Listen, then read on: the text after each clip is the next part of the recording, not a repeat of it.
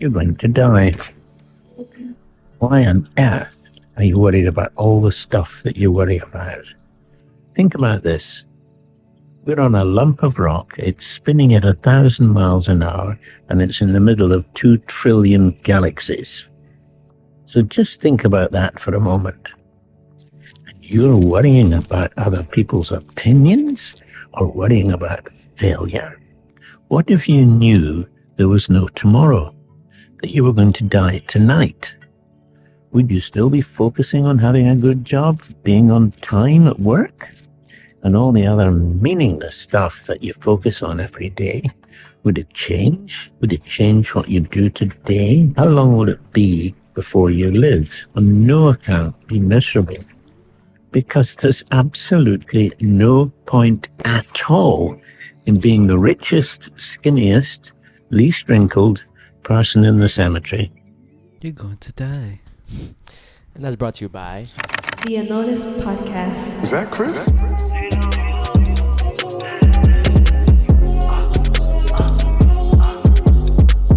What's up, guys? Welcome back to the podcast that goes unnoticed. Welcome back to the spot. Don't make it hot. We love you, even if you love us or not. And welcome to episode 206. Shout out to all the listeners on Spotify, Apple Podcasts, Instagram, Facebook, YouTube, TikTok, and Patreon. Patreon's right here. Personal shout out in the end. I just want to say shout out to everybody. Make sure you hype up the video. It's very, very important. I'm going to keep on saying it until y'all just keep on doing it. I saw the last hype button on the previous video, and I got that shit over 100K, I think. So what? Keep doing that. Keep doing that. Keep doing that. It really, really means a lot, and the deadass helps us a lot. Trust me, guys. Also, low key, like what we should start doing, because we usually do this for the end of the episode. Oh, if you made it to the end of the episode, comment this emoji or comment this. Right now, if you're seeing this, right, because people skip.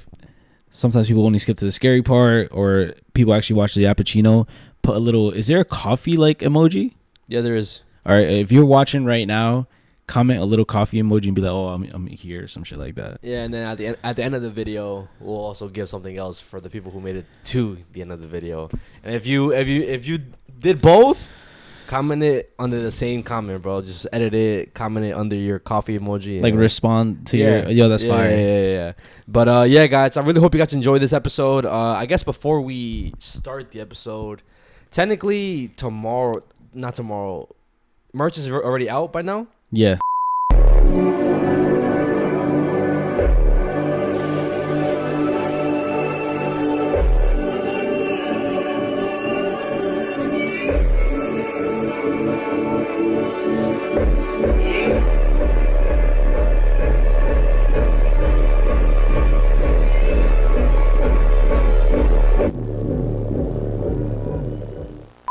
So merch is already out, guys. Go get your merch. It's only going to be up for about 48 hours. So after that, there will be no more merch. And yeah, just cop your merch if you haven't copped last merch drop.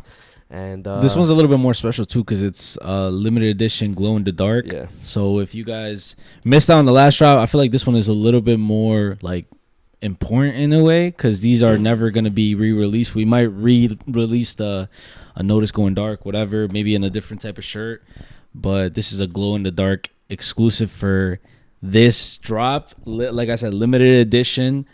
So it is basically a surprise drop too, because we did announce it last week, but fuck it, it is what it is. If y'all want to show support, show love, go cop yourself some merch. And yeah, I mean, I've never had a glow in the dark shirt, so the fact that we're making one ourselves is pretty lit. No, that's fire. So I hope you guys enjoy that. But I guess we'll just get this podcast rolling with I guess like a little weekly recap in a way, because it's kind of technically both. The fact that we went to one of our boys, we're not gonna say his name, but one of our boys' wedding. Yeah, well, he's one of my best friends, actually. Like, his best friend introduced me, and then we became cool. But we did go to his wedding and stuff, and I'm just gonna talk about my experience, because I feel like I have little to say compared to you, because like you knew him more longer than me. But honestly, it was such an amazing experience. It was my first type of wedding like that, because hell yeah, obviously they do it completely different from a traditional wedding, like American wedding or traditional Mexican wedding, whatever you want to say. Even like the party type of style. Yeah, the party style was also completely different from what we know. And honestly, I just enjoyed soaking in his culture, his way of celebrating the wedding and stuff. He looked happy as fuck. As soon as he came out like his room, wherever he was like waiting until I guess like a little ceremony party, like dance happened.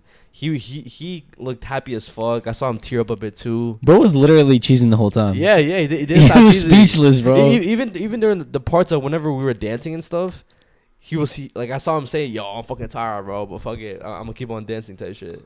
That's crazy. Yeah, but if you're watching this, just know I love you. Thank you for the invite, and of course, whenever I get married or one of us gets married, you know, I'm speaking for myself. Whenever I get married, obviously I'm gonna invite you and stuff, and yeah, I fucking love you, bro. You're not invited to my wedding. The fuck. But yeah, that's what oh shit, we can't say his name. Whatever. I'm pretty sure we can say his name. I don't think he would be mad, but well, whatever. It'll probably get bleeped out. But shout out to him. You guys have seen him on the podcast before. That's the only thing we're gonna say. I feel like why are we being like confidential about like him getting married? Because last time we mentioned it, you didn't mention his name, and I don't know if you wanted to like say it. That's why. He hasn't posted on Instagram about it. Nah, yeah. Maybe we should keep it on the low because he hasn't even posted about it. Anything like he hasn't said anything about it. So whatever. Shout out to him though. He has been my friend for like over 12 years. Since we were literally 14, 15, sophomore year of high school, because I knew him since freshman year. It's a whole decade, bro. Yeah, I knew him since freshman year. We were in the class together, whatever. But there was like this dumb ass like misunderstanding. So one of my boys, my other boy, who I haven't seen in a long time, which is crazy, but his name is Ali, and he liked this girl, right? And she was pretty, whatever. Everybody thought she was pretty, and he liked her. And that girl just so happened to sit next to him. And you know, is like a chill, like, oh my gosh, I keep saying his name, but bro is a chill dude, you know, like makes conversation with everybody, you know. So he was talking to the girl, and then like some sort of like weird tension grew between Ali and the homie and shit. So, you know, I had to like whenever like one of my homies doesn't fuck with somebody, that's just how I go with it. Like if you don't fuck with them, then I don't fuck with them either, type of thing. You know, I'm trying to like stand behind my friend. Why the fuck would I like even give a fuck about a stranger? If you're my friend, you obviously don't fuck with them for a reason, right? So I was thinking that way, not knowing that there was really no reason why there should have been any like tension to begin with, right? So boom, Ali doesn't fuck with him, so I don't fuck with him. Literally, that's what it was. And then like stuff happened, conversations happened. They both ended up being like on some chill shit. You know, bro was saying like, yo, I don't even like her. Like it wasn't even like that. I'm just trying to be like cool. She's obviously sitting next to me, so I'm not like it's not like I'm not gonna talk to her. Yeah, I'm not about to be weird and just like you know what I mean? Like, so he told him whatever, even though the explanation didn't even have to happen. Yeah. After that was when I was like, you know what, whatever. Like it wasn't even that serious. You know, it was stupid for me to even like not fuck with him.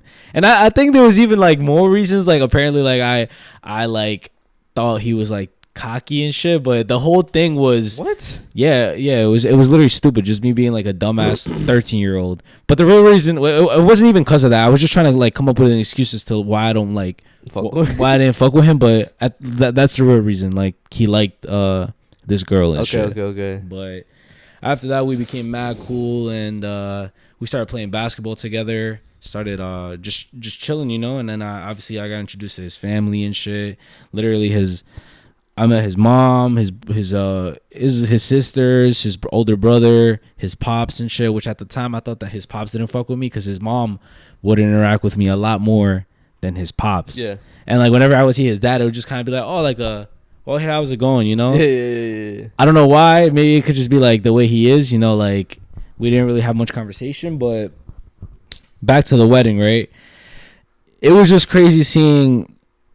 Bro, I'm telling you right now, we've been through like levels with each other. You know what I'm saying? Like, bro, we were stupid ass jits at one point, you know, he was telling me how like, oh, yo, I remember when you would nonstop talking about girls, like, yo, this girl looks good, whatever. Like, that's all I was thinking about. I wasn't even thinking about anything. And him, like, he was just on like, oh, basketball, trying to make it in basketball and shit.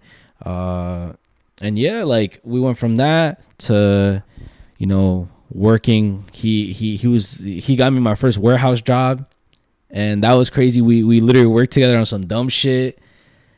Boom, going from that school to work, which is kind of like real life. You know, you're already like graduated and stuff. You're at that point in time.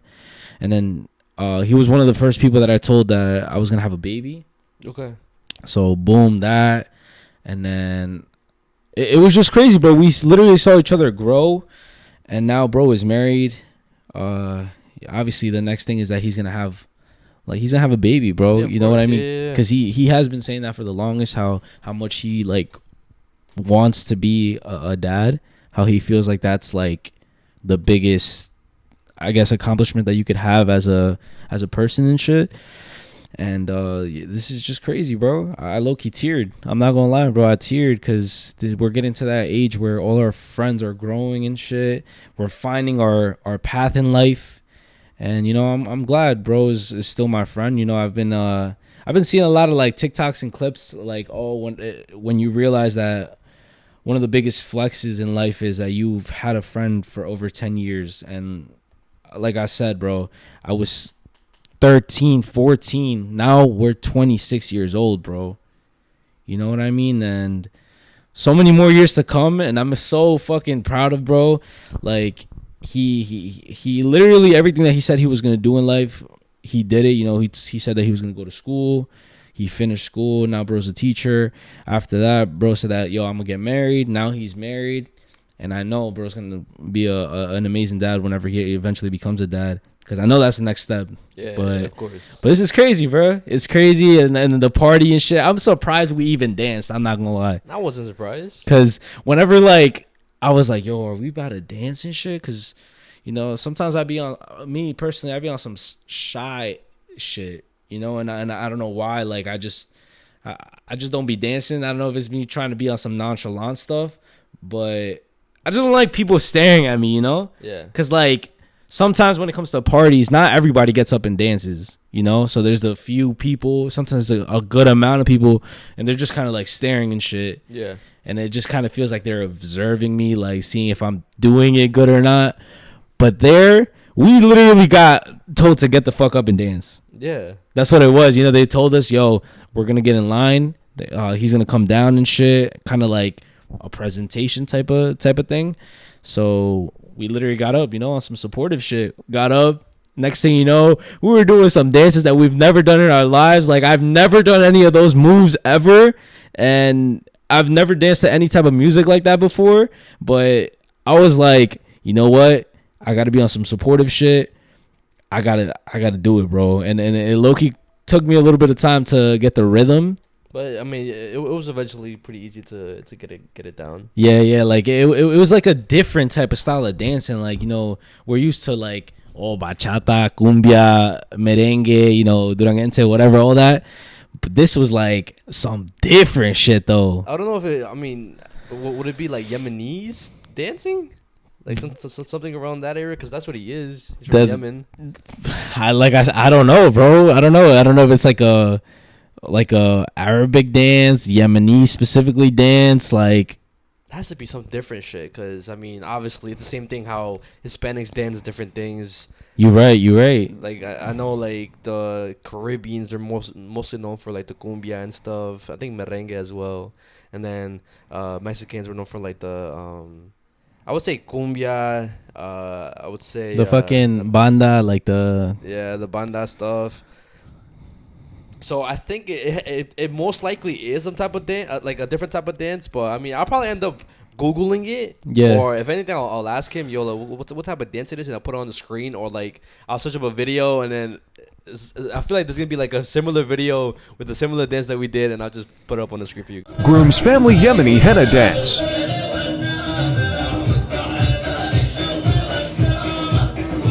guys. You know but- what I fuck with the most about the whole like their culture and stuff is that they're so accepting. You know, at first it was kind of like it looked like we were at a place OD. Bro, just imagine this. It's because like we entered, right, and everybody kind of wore the same type of outfit, And looked the same. looked the same, and then we literally walk in dressed in all black type shit. Look like Yeah. fucking security guards. Type shit. Like who the fuck are these fucking Mexicans? Like who the fuck invited them type shit? Like ¿quién son estos? That too. The fact that we were Mexicans. Everybody in there was Arab. Well, not everybody besides like his homies and stuff. Oh yeah, you're right. But, You're right. uh, But even them, they had They had the outfits and shit. like when we're talking about the outfits, like this like long white. I don't even know what you call that. But I would say like a gown. Kinda? Nah, type- not a gown. Whatever. It's just like kind of like a dress shirt, but like instead of stopping at the hip, It extends all the way down. literally keeps going. And then they were wearing like a tux on top of that. And then they had like a belt with like a blade, I think. Yo, bro. But if only bro told us about this shit sooner, because he did he did tell me like, yo, wear this. Like everybody's gonna be wearing this on some matching shit. And I was like, damn, but like I low-key don't want to wear that. Like it look. I would have wore that shit, bro. I know. I should have worn it, bro. I should have worn it. But he didn't tell me about the other white thing. What? He just told he just told me about the blue shit. Oh, low key. Next time if there's ever some type of party like that, now we know how to dance. But I feel like I would dress like that in the future if I go to like Dubai or Egypt or some shit. We have to, bro. Yeah, with like the turban, of course, To like respect the culture. yeah type shit. And then also like I was saying, like they're so accepting. You know, we sat down. And it felt a little bit uncomfortable in the beginning, whatever, you know, everybody was staring and shit. I was kind of like, damn, like, I don't want to, like, be disrespectful to anything. I don't want to do too much. I don't want to overstep. So I was just sitting there, you know, laying on some chill shit. Me and George were, like, talking and stuff. Like, yo, it's crazy that we're here right now. Yeah. And then, I don't know if it was one of his uncles or who that was.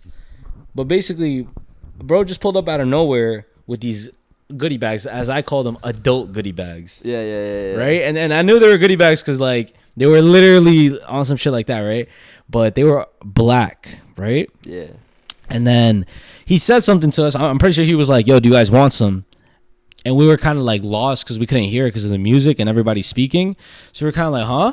And then he was just like, bro, just take it. So he just like dropped it next to us and shit. And we were like, all right, bet, whatever.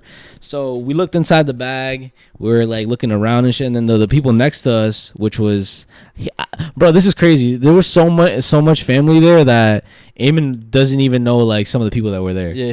Because I even asked him, yo, who are the people next to us? And he's like, yo, I don't know.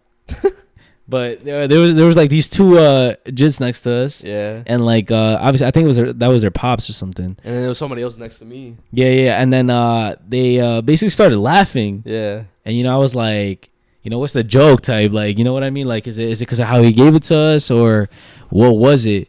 Then I looked inside the bag. I don't know if you want to bring it. Like, Oh yes, I still have it. I started looking inside the bag. And I saw candy. I saw like a keychain. I saw these like blue beads. You know, I was like, yo, a goodie bag type. What the fuck is lit? And then I saw this other bag. And I was like, what the fuck is this? I'm not gonna lie, when I first saw that shit, I was like, there's no way there's a joint in here with like some weed inside. Like, yo, I was like, what the fuck is this, bro? Right? And I was like, this is why they're laughing, bruh. This is exactly why they're laughing. Because Eamon has told me about this shit before. Yeah. He has told me about that. And What's it called again? It's called either gat or gal. Okay. And then the people in front of us, like his uncles, like across like the dance floor type shit, Yeah. they start speaking like, yo. They were like, yo, you're gonna do it. Like, yo, just put it in your mouth and just start chewing it. So we look inside. It literally looks like a tea, like herbs. Yeah. And it smells like a tea with like on some green tea or whatever tea you could think of, but it literally smells like that. And you literally grab it and you put it in your mouth, and you're supposed to kind of put it on the side like chewing tobacco. Yeah. But my dumbass, I think you did the same thing, right? Whoa. Like you chewed it too soon, and then like it got stuck in the middle of your mouth. No, that happened to me. So what happened to you? Because you spit it out. It's because like it was like not getting in the middle, but it was just like getting in between my teeth on the molars and shit. Like it wasn't staying where it was supposed to stay. Oh shit. Yeah, but I mean, cause you tried it too. I only tried a little bit. You tried more than me. Again, I still haven't tried it because I'm looking a little scared because like they did say it's addictive. Yeah, it is. And should we try it? Should we try it right now? Nah, hell nah, bro. Why? Nah. Cause like we're gonna be talking about having that shit in our mouth, bro. But I mean, they said from what they said, or from one of our homies that were there said, he was like, the best way to describe it is like cocaine. That's literally what he said, word for word. It's a hard class drug. I forgot what class. I don't know if it was class A, class B, whatever. But he said it's a hard drug that you like he described. You put it in your mouth, you chew on it until like it becomes like a hard ball, and you keep it on the side of your mouth, and then it's supposed to kick in within 30 minutes to an hour, and it's supposed to help you, I guess, focus. Like you basically, like he was saying, yo, you lock in. Yeah. Like whatever that means, right? He kept saying, yeah, yo, basically you lock in. Like you're gonna keep dancing for like hours and shit. Which again, I tried a little bit. I got a little. I'm not gonna lie, I got scared, so I just ended up spitting it out. I still haven't tried it, but did you feel how you were supposed to feel? So I ended up doing it twice. The first time, like I was saying, I fucked up because I put it in the middle of my mouth and my stupid ass. I thought it was gonna I was gonna chew it and it was gonna turn into like a kind of like sticky consistency. Yeah. Where I could have just easily put it on the side, but that's not what happened. It all like kind of fell apart on my tongue and it got stuck on my tongue. Yeah. And they told me not to swallow. They told us don't swallow it because you're gonna have diarrhea. You're gonna have diarrhea. Your stomach is gonna fucking hurt. Do not swallow any of it.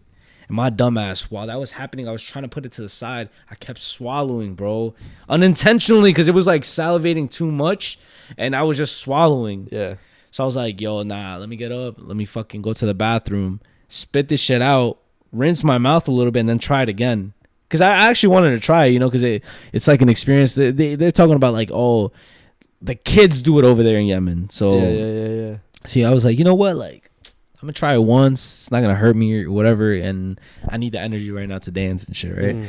So I came back. Everybody was like, "Oh, what? It didn't work out. What the fuck? Like, what's going on?" And shit. Yo, are you guys chewing? Are you guys chewing? Yeah, saying that shit. Everybody was saying that, and then whatever. I came back and I was like, "Fuck it, I'm gonna do it again." This time I got like a good amount, and I actually put it like on the side. Yeah, I like you're supposed to and shit. And at first, you didn't feel shit. You're just like tasting. It tastes nasty. I didn't mind the taste. What it reminded me of was, if you ever had té amargo. I've never had that. You never had that té amargo? Nah, bro. That's like some shit that they give kids whenever they're misbehaving, and they're like, "Yo, this is gonna take the sourness away from you." Yeah. But that's the best like thing that I could compare it to taste wise. I just thought it tasted like herbs. But you're better than me, bro. Like I said, I didn't like the taste, and they gave us a soda eventually, and I was just kind of like masking the taste with the soda. And after a while, I kind of like did feel it, but maybe I should have put more to really feel like the actual effect. Yeah, but I did. I felt like no brain fog, basically. That's the best way I could describe it. Maybe I got like mild effects, side effects of it, but I basically like my mind just like cleared up. Whenever you like yawn or have one of those good ass deep like breaths, and then like you kind of feel it in your brain a little bit. Yeah, that's how I was feeling. Damn. Yeah, I mean, it didn't feel like bad or anything. Like, I mean, I don't know when I wasn't tripping. I don't know when I'll try it, but I'm gonna try it. My birthday. I don't know. Nah, I'll try a little bit. I mean, I'll still save some for that time, but I'm pretty sure I don't know if it expires, but does it expire? Yo, we should probably do some research. We should low-key like do some research on this shit right now. Like, search it out. Like, what the fuck is this? I'm gonna ask the boy, the homie, like, yo, if you got any more of this, let me know, so then we could try it on your. Yo, we could look and try it whenever like the weekend of your birthday type shit, cause who's coming and shit. Maybe more people might come. Yo, we should try it. We should all try this shit. We all try it. Yeah, yo, bro. We got a surprise, guys. That's like low key some crackhead shit. Like, Just imagine that though. It'd be lit. It'd be lit, but like, yo, guys, look, peep. They'd be like, what is that? You know, they smell it. They expect it to like. Like the fuck is this? Yeah, they'd be like, nah, you guys sold some boof. Like, you know, like whenever we did the. That's what it reminded me of when, because guys, we did a video before. It was like the 420 video. Yeah, and then we filled up a bag with oregano. Yeah, and everybody was like, yo, you should put the clip in shit. But they will. were like, nah, who sold you this shit? Like, this is some whack shit, whatever. That shit boof. This real. We smoke real Zaza. There was a term. There's you got that Reggie or something. Oh yeah, you got the Reggie. Yeah. And that's old Reggie. Black work. That's bullshit. That's boof. That's black work at Blackiana. Damn. We smoke top shelf. Yo, we smoke Zaza. So what is that? Yo.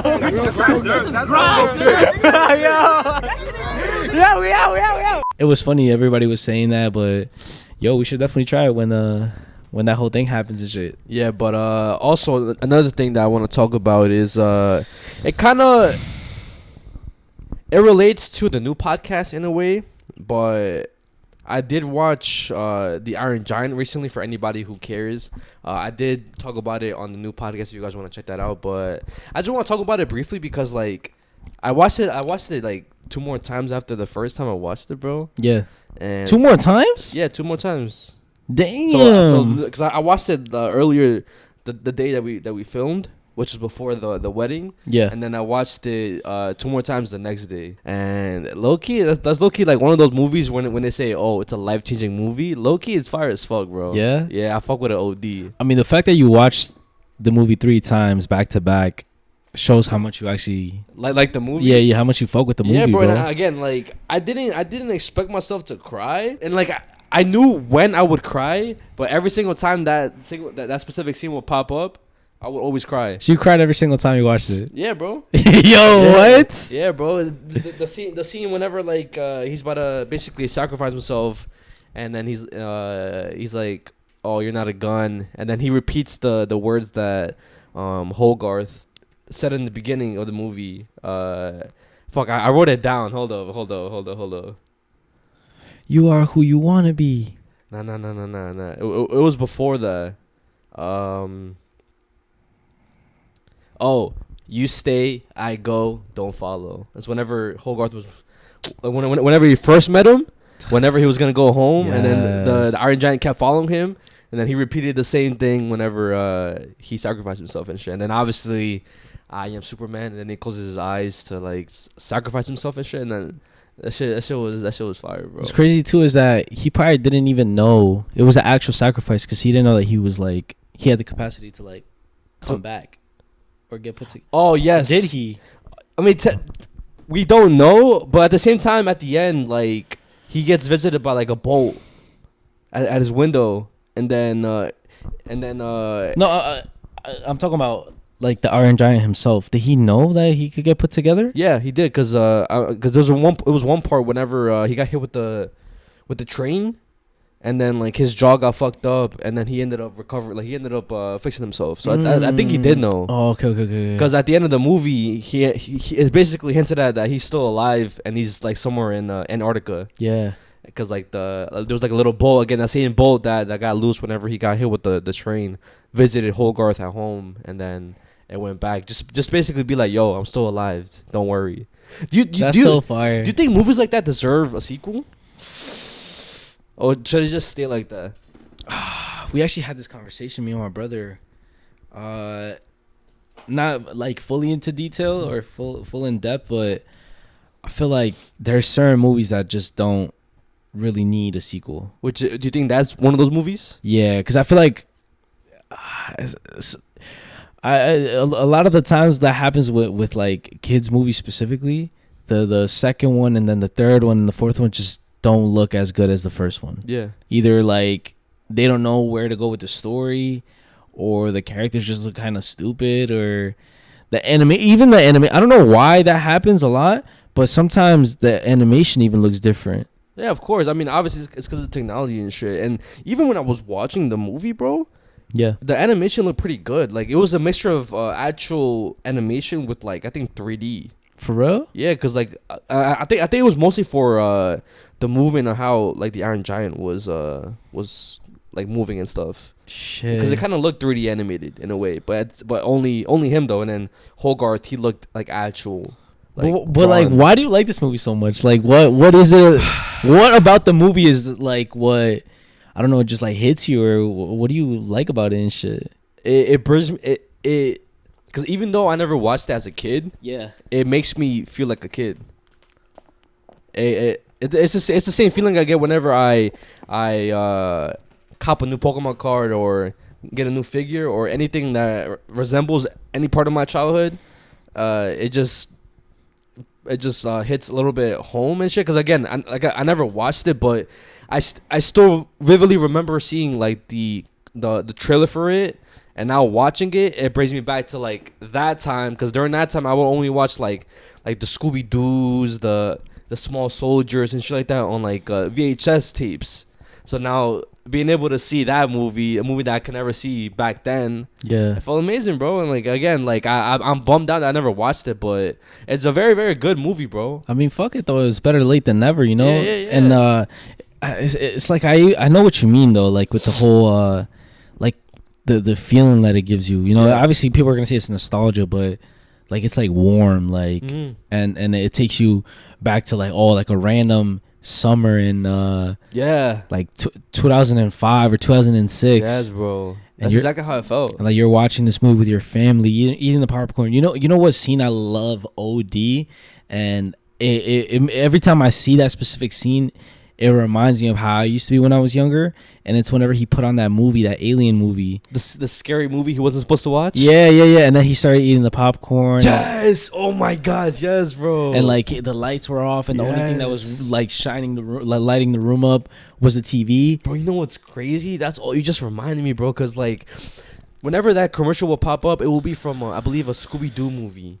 It was either a Scooby Doo movie or some type of Pixar movie or whatever. But Yeah. whenever it will pop up, I would purposely always make popcorn before the movie because I knew that scene would pop up. And like, No way, I bro. would feel like I was in that scene, bro. Bro, you should have said that on the Triple Take Pod. What? I just remembered it. That's why. That's crazy. Yeah. No, what the fuck? And then like even I always wanted to do the thing that he did with the what is it called? Where he filled it up with like the whipped cream and shit. I think it was a Twinkie, bro. Yeah. But like I always wanted to do that because it looks so fucking good. He like filled it up OD to the point where it was coming out, and then he started eating it and shit. But that scene is fire. Overall, the Iron Giant is such a good movie. I feel like a lot of the movies around that time were fucking fire. And I was actually watching a movie that brought me back to my childhood. Which one? And it's like, but like the thing is, before I get into the movie, like what I want to say is, I think the reason why me and my brother got exposed to so many movies other than just like the cartoons and like the kids movies and stuff was because we had to share a TV with my mom. Like we were all in one room, and it was basically whatever my mom wanted to watch. And she watched that? The Iron Giant, yeah. Oh, so she put you guys on type shit then? Bro, everything we got put on by them. What? By like my mom, my aunt, my uncles. Wait, did you watch that in Spanish, I'm guessing? Everything that has ever come out that I've ever watched in Spanish, Lord of the Rings, obviously besides in the movie theaters, Yeah. but Harry Potter, Lord of the Rings, all the kids movies and shit, like Toy Story, anything that you could think. Yes, Shrek. Even the Iron Giant, because I remember I only know Hogarth's voice in Spanish. I don't know it in English. Really? I don't know it in English. Even the Iron Giant, I don't know his voice in English. I know it in Spanish. What? Yeah, and even the FBI agent, That motherfucker, I hate that guy. I only know his voice in Spanish. Yeah. So yeah, but I was thinking about it. I was like, damn, like in a way, like from an outside perspective, it's kind of like, damn, like. Motherfuckers were poor, you know, like. Wait, you press record again, right? Wait, I just remember because the shit. I mean, it's recording. Oh wait, I think I did it. Yeah. I did it. Okay. Good shit. But you know, like from the outside perspective, it's like, oh, like you grew up poor and shit. Like, well, me, I grew up poor. You know, having to share a room with like 3 people in one room. You know, my mom, my brother, me, and it was just one small TV. We literally had a small box TV. Okay, I had the same thing too. And I literally remember it was always a small TV, bro. It's crazy. So you really had to like lock, be kind of close to it too. yeah, and lock in and shit, right? So yeah, I think that's why we got exposed to so many movies and stuff, because she was watching everything. You know, she wasn't gonna like not watch like adult movies just because we were there, like you know what I'm saying. And then some of the movies that she was watching we fucked with, you know. And like the most recent movie that I watched it yesterday, which is like, it's like, I would say it's not a movie that maybe like kids should watch because it touches on like certain subjects, but at the same time I think that's why I'm so open-minded when it comes to everything and shit, and why again it's like we're so knowledgeable about so many things because we got exposed to that at a young age. You know, sometimes it could be bad because we didn't get exposed to like gore and like the sexual stuff at such a young age because it would show it in the movies. Yeah, but yeah, this is one. It's called 2-1 Food. Thank you for everything, and it's about these three guys. My brother talked about this before too because he loves the movie, and I think the main reason why we love the movie is because we would always watch that fully, and it was the three of us. Like we would watch it together, and it was about these three guys who they like to express themselves by dressing as like women. Yeah. And they were like on a road trip from New York to Hollywood. Mm-hmm. But like they were driving, because at first it was like the whole plan was that they were gonna go on a plane. It was just gonna be two of them. They were gonna go for like a pageant show. I think that's what it's called, right? And they ended up like meeting this other character who they wanted to bring along like as a young prodigy type of thing. Mm-hmm. So they like, yo, like, can you afford a plane ticket, whatever? They couldn't afford it, so they were like, you know what, we're just gonna drive there, right? So they drive there. They their car breaks down in this small ass town in the middle of nowhere, and like their energy and their vibe and shit, since they're from New York at that time, like being from New York is like, oh, you're from the city, like, you know, you're different. You got exposed to shit, you know, Broadway's there, the fucking lights and shit. You're in a city, yeah, and they were in a town in the middle of nowhere where they never like get exposed to anything, you know, like nothing happens. Literally in a town where nothing happens. Yeah, that's how you could describe that town, right? And then them like their energy just like kind of like uplifts the town. They start teaching them stuff, exposing them to stuff, and it's like fire, you know. It's like a wholesome type of vibe and shit. And yeah, the only reason why I like that movie is because it brings me back to when I used to watch movies with my family and shit, you know. And like I fucking love movies, and the fact that you're getting exposed to like movies now, yeah, like it's fire as fuck, you know. And there's so many more movies that you haven't even watched, which is crazy. Yeah, bro. And again, I think whenever we talk more about stuff on the podcast, or if there's ever like a topic that's gonna be brought up on a Triple Take podcast, I'm gonna watch a movie that I never watched before that revolves around that topic, because it's perfect for me. And it's perfect for the pod, because like if y'all watched it, that's even better. But like somebody who never watched the movie, somebody who watches a movie for the first time and like and hearing their thoughts, I feel like is always like a really, really fire thing to me. Because like, for example, when I watch reactors watch the Tobey Maguire Spider-Man for the first time, it's a project to me that people genuinely like never watch those movies, but that like hearing their thoughts throughout the movie and hearing the thoughts after the movie and stuff and the review is like, yo, it's fucking fire. The fact that you're getting exposed to this now, it's like you're feeling it for the first time too. Yeah, through their emotions. Yeah. And you know what's cool too, like seeing a movie that you've never seen with somebody else. Yeah, like even though like let's say I don't know, like the Spider-Man movies. Yeah, when we watched it in theaters, right, we had never watched those movies together before. Mm-hmm. Yeah, of course. So like when you watch a movie with somebody who you've never watched that movie, even though you guys both have watched it, like, oh, I watched it with my family, you watched it with your family, you watched it by yourself, I watched it by myself, and then watching it together is like a whole different experience too. Like, bro, yo, this is so fire, bro. I fucking like movies are the top. That whole experience where you sit down, you like get some snacks and shit. Even like if it's not at the movie theaters, just being at home and shit, with in the living room, in the room with like people that you're like could literally enjoy together, and then talk about it after is top 10 like feelings in the world, bro. Yeah, bro. I mean, of course, we'll talk about this more on the podcast with Ita, because I still have some stuff to say about that whole thing and like. You know what you should watch next? What? Treasure Planet. I bet for this upcoming podcast or for like future shit.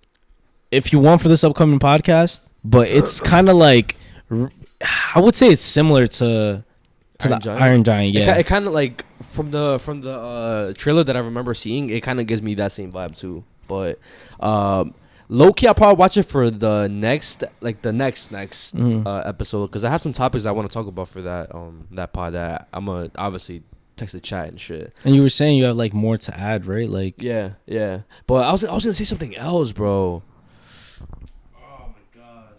Cause you had some things that you didn't say or that you still want to say, that you're saving for that pod. Fuck, I should have interrupted, bro. My dumb ass gets too hyper. Cause you haven't seen so many things, or you're gonna watch more stuff. Oh, okay. I'm gonna repeat this on the pod for a clip, because I mean I feel like it's a valid clip. Yeah. But one of my biggest dreams in my life, bro, when it comes to movies, is to obviously have a kid, but to experience Spider-Man and other great movies with my kid, bro, for the first time. Because then, as like obviously like I watched even movies that I haven't watched, like we're gonna experience shit for the first time. And even like if I watch Spider-Man a billion times, bro, if I watch a movie that I love a billion times, it's gonna be so fire watching it with my kid. Yeah. And you know it's gonna be fire too, like you're gonna probably watch it a billion more times, because different ages, different understandings, like you know, different conversations. Yeah, obviously seeing the Iron Giant when you're a kid, oh my gosh, a big ass robot. Yeah. Grow up a little bit more. Watch it again.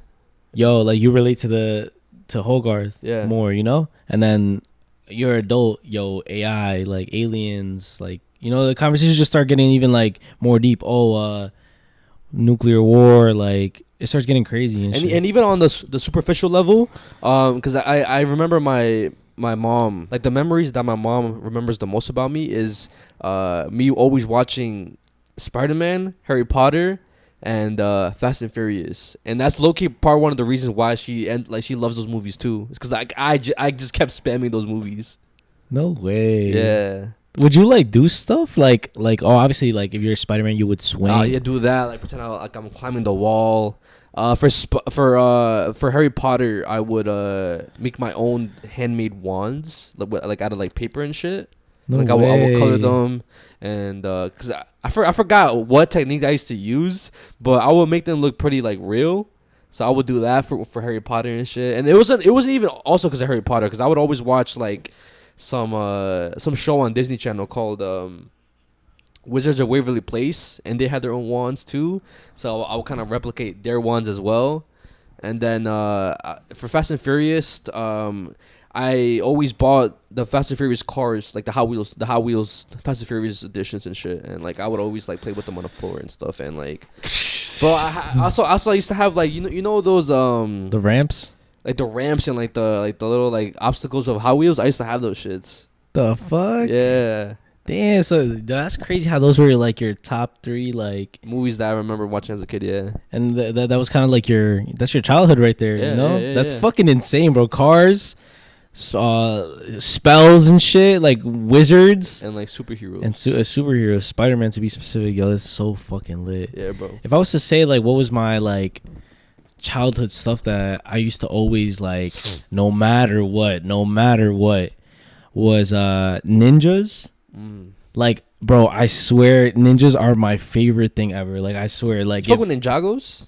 Yeah. Okay, yeah. I used to watch this shit. Bro, Ninjagos, G.I. Joes, obviously Storm Shadow, Snake Eyes. It was always the ninja characters. I always loved in any type of like, it could be anything. I'm talking about like Call of Duty, like a movie, like whatever, a show. The stealthy characters that kind of like resemble like a ninja or like type vibe like that, I always fuck with those characters. But ninjas was my shit, bro. Yeah, ninjas. I loved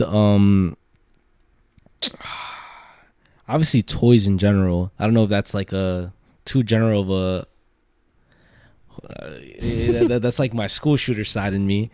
I loved guns, like, but like not just guns though. Yeah. I loved swords. I loved like Ooh, yeah. knives and shit, like weapons and stuff. I loved that shit. Like I used to, like there was this one time where, I literally made an axe out of paper. I kind of created paper mache without knowing how to create paper mache, because I basically made the outline of an axe, right, on a big piece of paper, and then I basically taped it together, but I left the opening so I could fill the inside of the axe with more paper, and then on the outside I duct taped everything. So that was like a solid ass fucking axe and shit, right? I made that, and fucking I loved playing with like G.I. Joes and shit, you know, and yeah, but ninjas was my shit though. Any type of ninja, even like certain Power Rangers, like the ninja ones and shit. Oh yeah, of course. I fucked with those samurais, like so, like that shit was so fire to me, bro. You know, and I was gonna say one more thing. Also too, I feel like I got exposed to so much shit was because like everybody, since we were all living together, like it was 7 people in one house, and everybody had different tastes. So everybody's like stuff that they fucked with, like we would watch because they would want to watch it. Yeah. For example, Gundam,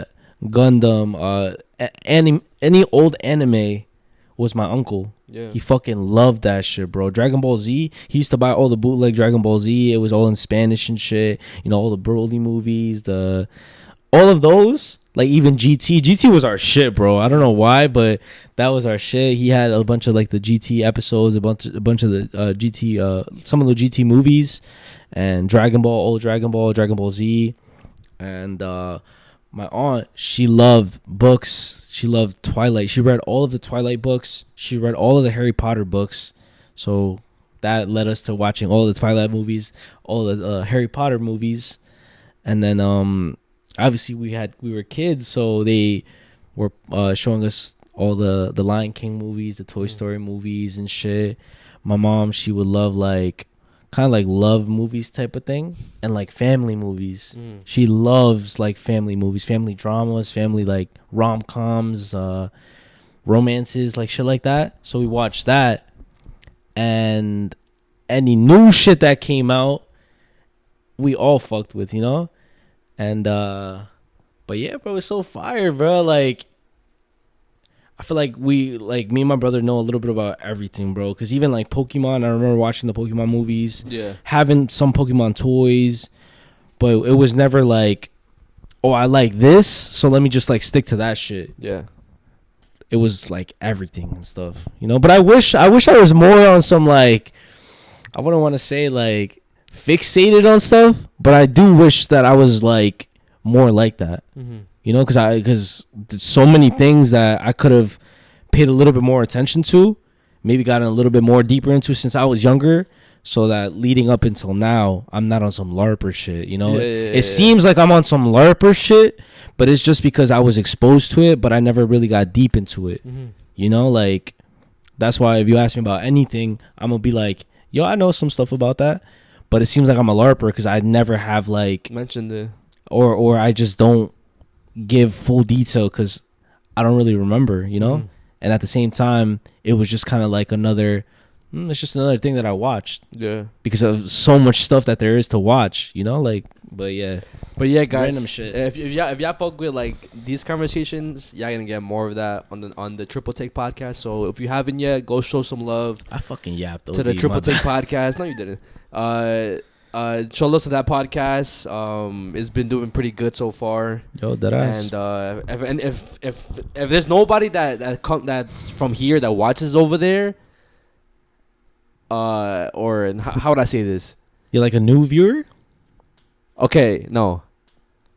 So if the people watching this right now haven't watched it, then shout out to y'all for checking it out. But if there's people that are coming from over there that don't even know about this, and they somehow, some way find this podcast, shout out to y'all as well, bro.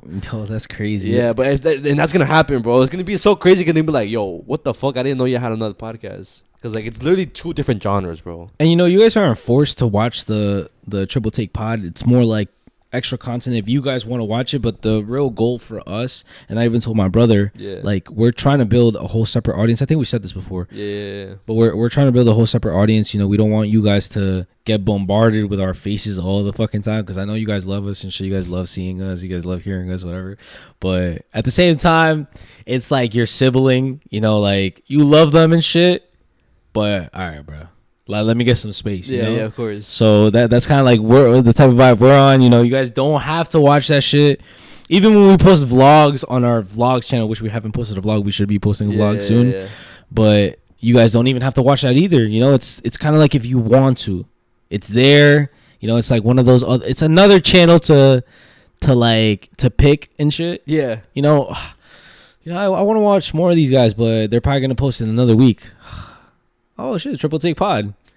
Fuck that. After watching that pod, I still love these motherfuckers. I want to watch more of them.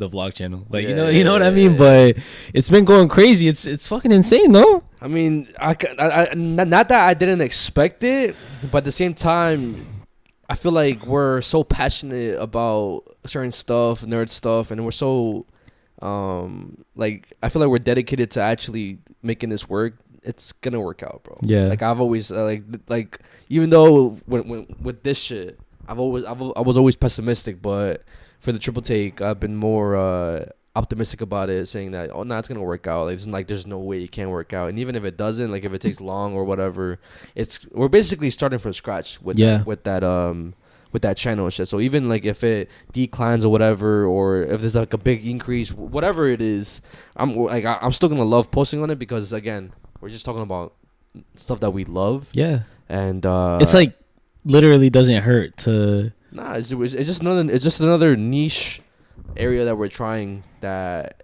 it might seem like to certain people that we're LARPing, but nah, it's just like we genuinely like talk about those stuff, and why not put it out into the public? Yeah. And also, I know Ita has been like not that he's been trying to get into the social media world, because like I know he has this whole like edits and stuff, but he also loves talking about this shit as well, which is the reason why he does do the edits. Exactly. So I feel like it's a win-win for everybody. Yeah. We all talk about stuff that we love.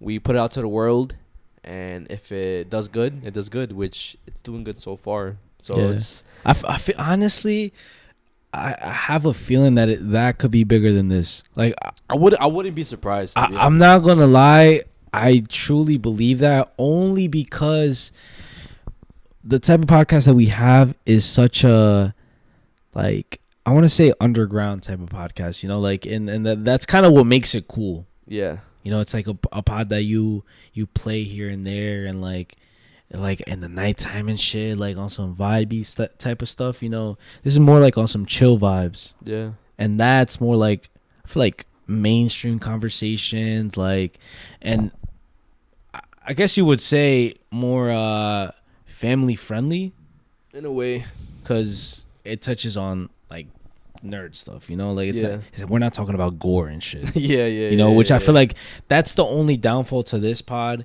which, guys, obviously we're doing it for the passion, we're doing it for the love of the content creation, and we started it because we fucking love this pod, and we even the scary stuff, even though it does get a little like, it does get scary, I'm not gonna lie, even doing the research and the vibes afterwards and all that, we still fuck with it. But but the other one is more like light, it's light energy, like not heavy, you know what I'm saying? The way I see it is like whichever pod does better than the other one, it's gonna help each other regardless. Yeah, it is. 'Cause like, if that's doing good, they're gonna find out about this podcast and they're gonna come to here, grow more of the audience. So it's like, again, I see it as a win-win. So again, I'm super hyped for the future of that pod, for this pod, and I just been a little bit more motivated recently, because like I just been watching like more motivational videos. I've been watching I guess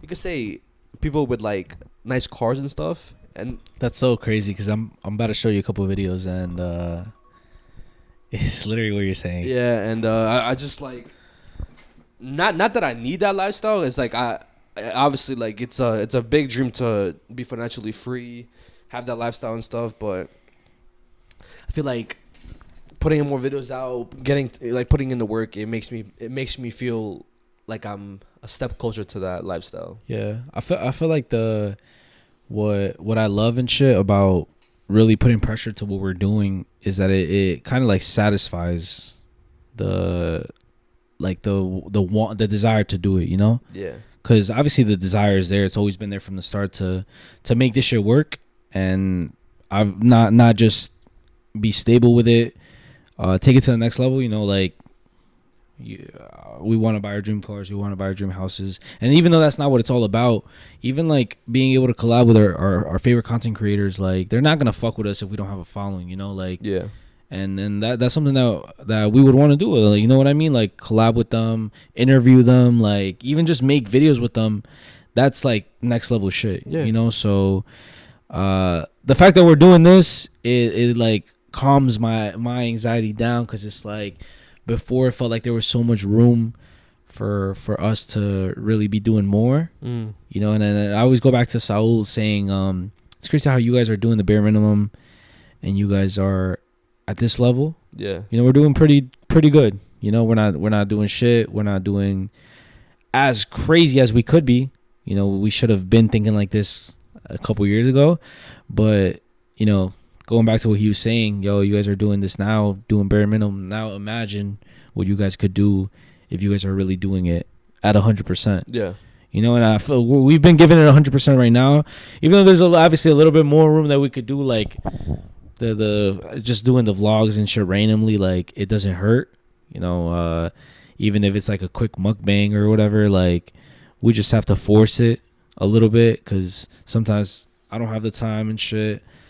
Maybe he doesn't have the time, but that's one thing that's like the only thing that's like missing, I feel like. You know what I mean? But besides that, we've been cooking, bro. Yeah, bro. And again, I'm super proud of us. Also, my brother. Yeah, of course. Yeah, I mean, ever since he's been on the pod, I've seen him as a content creator. Like I feel like something like there was like an energy shift, and I guess I mean he does tell us all the time that we kind of motivated him to want to do this type of stuff. And the fact that he's so natural with the camera, yeah, like you could tell, like, yo, it's gonna work out. Yeah, the only thing that like I feel like is obviously gonna get better over time is like my brother's understanding with the whole like social media stuff. Like obviously creating the content and being a actual content creator is very important, like to be that, you know what I mean, like be entertaining and shit. But for example, like what sounds to pick, how to like clip stuff and how to edit the clips, which is something that he's like good at, and you had to learn over time. Yeah, fucking years, bro. You know what I mean? So obviously my brother, he doesn't have that right now, you know, because he still asks us. I feel like you should be asking him, because bro's a clip master. Like bro knows how to edit that shit. Yeah. I just know what to talk about that could get clipped, right? Yeah. You know, but that's something that my brother's still learning over time and shit, you know. But it's good that bro's asking questions. Yeah, of course. You know, and yeah, I feel like this is literally could only go up. Like, you know what I'm saying? Bro's gonna get more knowledgeable about that. You know, the back. What do you even call that? What? The logistics? Yeah. Yeah, the logistics of this. Yeah. Because guys, I'm telling you right now, if you guys want to do content creation, it's not like people could just say, yo, like the basic stupid, like motherfuckers get me tight. Just post, bro. Just post. That's how you're gonna blow up. Just post. That's not how that works, bro. Like there's literally ways that people do certain things. People say stuff a certain way. People post things a certain way that makes them blow up. It's literally like they use the same shit over and over again, you know? And the algorithm does change sometimes too, which makes them have to like maneuver and navigate a different way on how to continue blowing up. Guys, you guys have to be real with us in the comments and shit, you know, because I like being real. I don't like being on some like fugazi shit, some fake shit. Yeah. But like this is the conversation I want to have, and I think we had this conversation before, but maybe our minds have changed. Is money the solution? Is money the solution to everybody's problems? Yes, 100%. You think so for real? Yeah, Okay, why? because if I had a lot of money, or at least financially stable, I feel like I would be a little bit more happier because I wouldn't have to worry about my next paycheck. Oh my gosh, like with this paycheck, I'll be able to pay this. Now I already have it in my account. I don't need to wait. Or like if my mom needs groceries, or if she needs extra money, if she's struggling a little bit, if my dad's struggling a bit, I could always just give them money. Mm. I feel like anybody who's never had a lot of money, they would 100% be happier with a lot of money. Mm. No matter what anybody says, money can't buy happiness. That's complete bullshit. It definitely does, bro. Low key. It definitely does, because you'll be able to buy stuff. Obviously, like, don't splurge all your money, because that does tend to happen with people that never touched a lot of money. They tend to like just almost splurge, blow that shit, everything, bro. But I think with money, you could do a lot more things. You could, for example, right? Yeah. Like let's say my goal, right, is to get more into shape, like grow a crazy body, right? Even crazier body than whatever I have now. Even though bro's already like with money, hey, with money, I'll be able. Mezziah's behind me. With money, I'll be able to get like a personal trainer or some shit with like a nutritionist or whatever. Like he'll tell me what to eat, and then I'll have the money to buy the stuff I need to eat, like the healthy stuff. And then with time, even like equipment, like exactly, you have your own gym. Exactly. There's like so much possibilities with money, bro. Like with better machines. Yeah. So I think people who say money cannot buy happiness is completely bullshit. I think the people who say that are the people who had to sacrifice their friendships and relationships and a lot of shit. Because I mean, there is a lot of sacrifices you have to do with money, but if you don't have to do all the sacrifices and you had a lot of money, they would be happy. I feel like the people who say that shit don't have real friends, bro. And like, oh yeah, that too. You know what I mean? Cause a perfect example, the homie who invited us to the wedding. Yeah. Like, bro, I don't be speaking to him in like months sometimes, but whenever we do speak, it kind of go like we tell each other like, yo, like, kind of get it, you know? Like I'm filming, I'm trying to do this. I'm obviously a dad. Like life gets in the way, you know. Yeah. Even my other homie, shout out to Teddy and shit. We don't speak that much, but whenever we do, it's like, you know, that conversation comes up though. You know, we understand that we can't speak to each other because life gets in the way. You're trying to make it in life. He's trying to make it in life. Like whatever. So with the whole sacrifices and shit, sometimes people do go onto specific career paths that takes a lot of their freaking time, you know? Yeah. And they have to either be stuck to a screen or be at work all day, and you lose like the connection with these people because you don't speak to them. But if they really fuck with you like that, they're gonna understand. Like, yeah, they're like let's say we weren't doing this shit. Let's say you were on your streaming shit, right? And we didn't speak because you were just like streaming. You had a fucking mafia-thon or something like what's up-a-thon, right? That's what it's called. Yeah. And we didn't speak for like 30 days. I'm not gonna be like, yo, bro, why the fuck you not texting me? Why you not calling me, bro? Obviously you're fucking streaming, you know, like. So people who say they have to sacrifice their friends, I feel like they haven't found the right people. Like or either they're on some bullshit, like thinking they're better than their old friends, because that happens. Mm-hmm. Oh, you're on a new life path and shit. Like you think you're better than your friends now because they're not on the same path as you. It's like you can't be thinking like that. Like you have your own life. Your life doesn't affect their life, and their life doesn't affect you. Yeah, unless you let it affect you. Exactly. Like, bro, motherfuckers could be billionaires. If our friends aren't billionaires, we're not gonna be like, yeah, I don't want to talk to you. Like, yeah, it's kind of that's fucked up. Yeah, you know, you're like, that's when money doesn't buy happiness. You let it get to you, or it literally gets in the way of what originally made you happy and shit. Yeah, of course. But I agree. Like I feel like money definitely is the money could buy happiness, bro. Yeah, and the only reason why I say that too is because like of the way this economy is, it's so fucked, bro. Yeah. Gas, groceries, and I was also like, bro, because this laptop has been giving me like huge problems recently. Because whenever I edit, either it is a little too slow, or my computer tends to kind of like restart here and there sometimes whenever I'm editing. So it's like, all right, it's low key time for a new laptop. It's still good though. Like I could still probably like work with this shit for like another year or stuff. But I was looking at prices for like MacBooks and stuff, and it's fucking expensive, bro. Really? And the only reason why it's expensive is Like because, how expensive? Like for a good spec laptop that I want to get, it's like 3.5 to like 3.7K, bro. So basically $4,000. $4,000 for a new laptop, bro. Wow. And that's fucking expensive.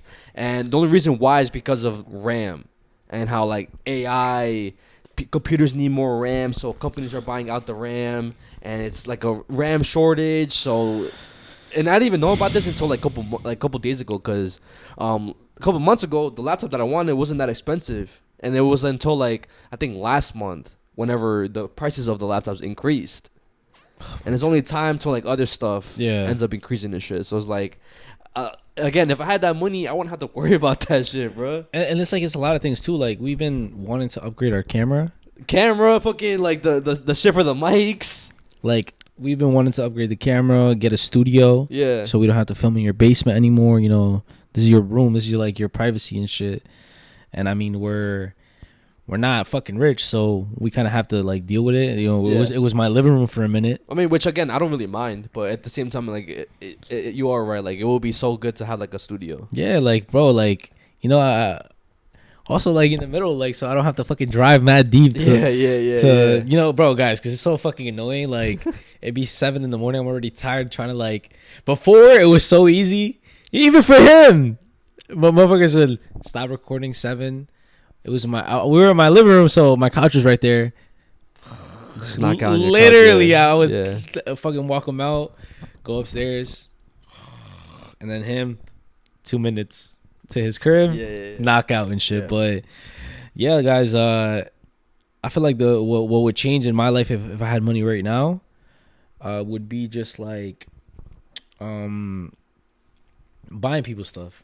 I feel like, I'm not gonna lie, like I don't know why that's been a thing that I've been wanting to do, but I obviously want to spoil myself, right? Yeah. But I feel like that would eventually come regardless. Like if I get to a certain point where I have so much bread that I can give it to people, so I obviously already spoiled myself. I probably already bought my car or dream house, whatever.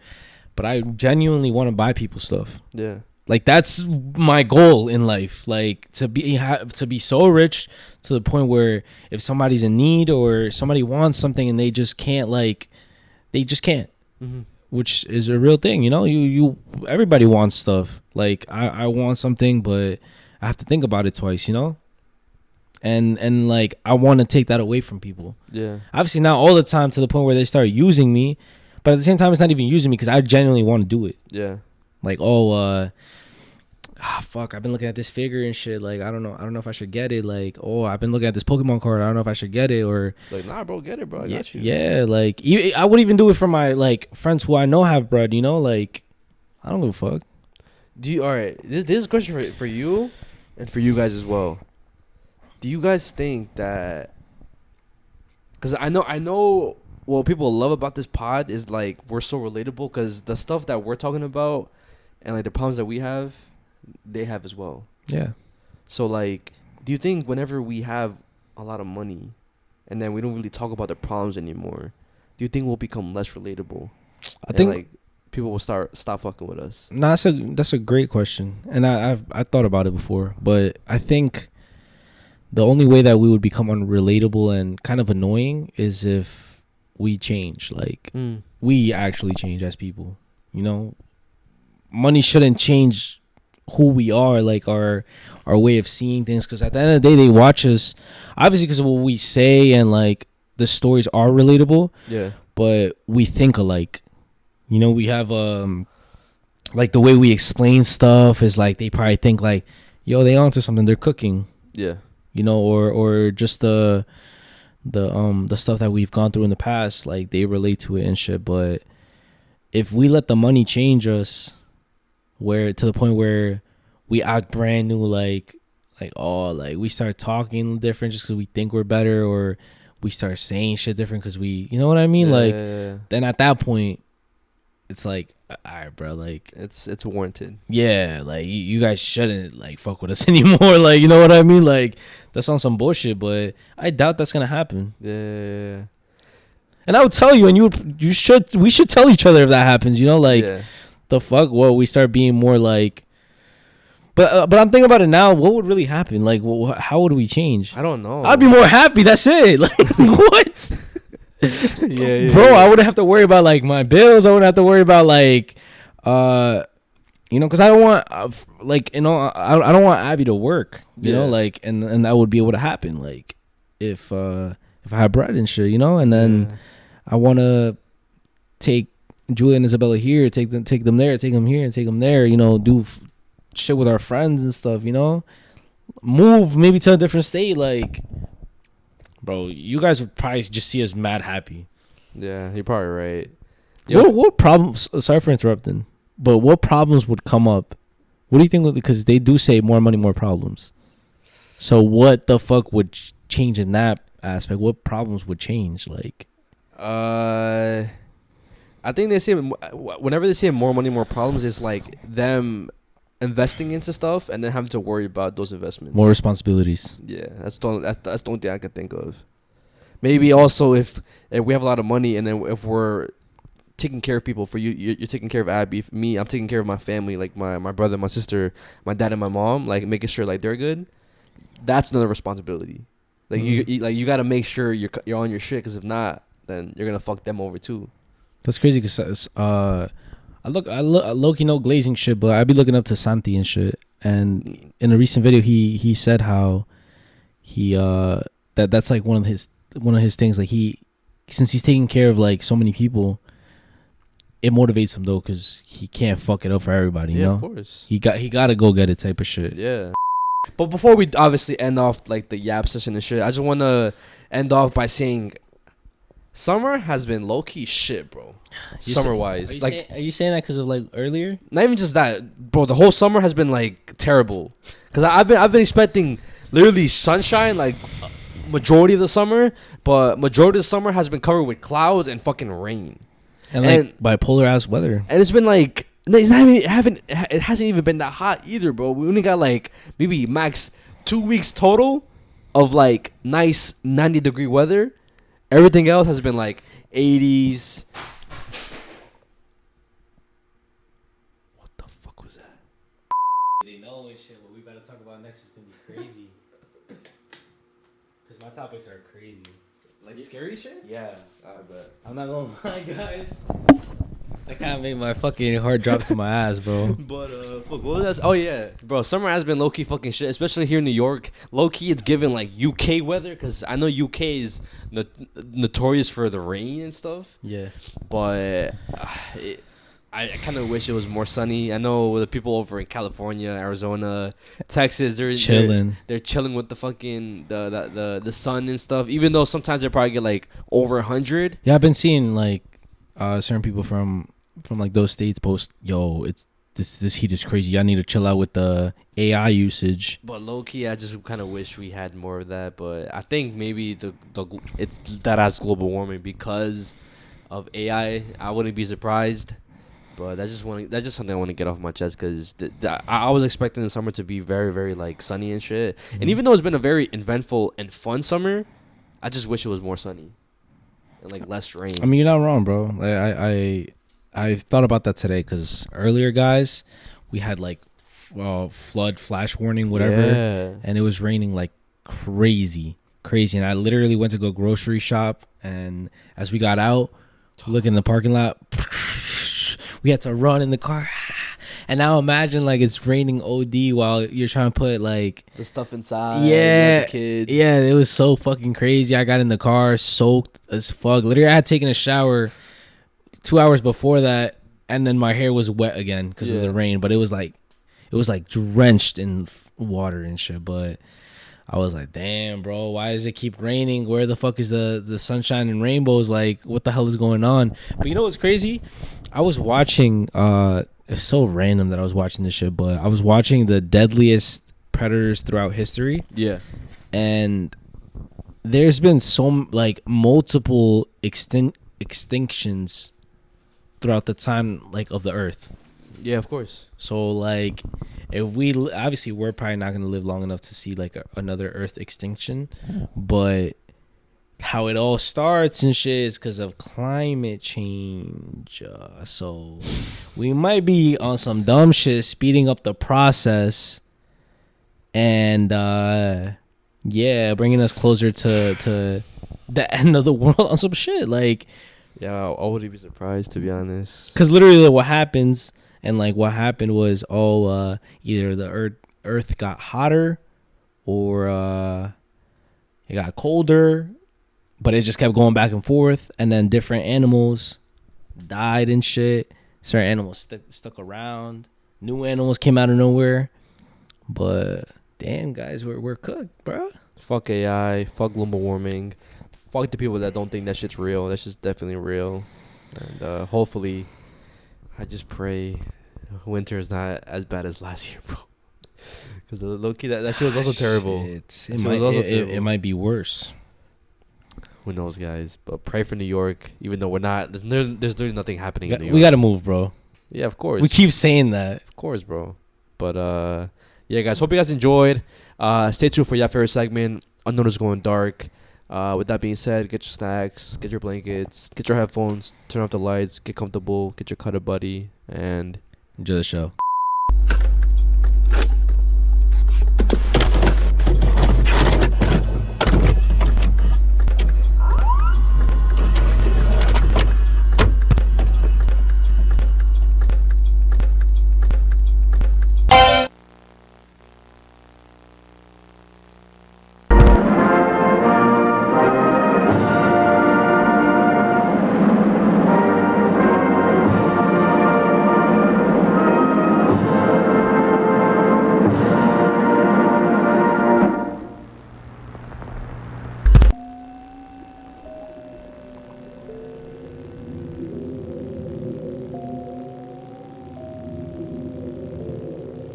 Fellow Americans, I'm the Joker, and I'm running for president because year after year I've watched you Americans, my fellow citizens, vote for tyranny. And it's always the lesser of the two evils. You don't want too much tyranny too fast. You just, the lesser of two evils every year. But we have a chance to make history, ladies and gentlemen. You can vote for the more evil.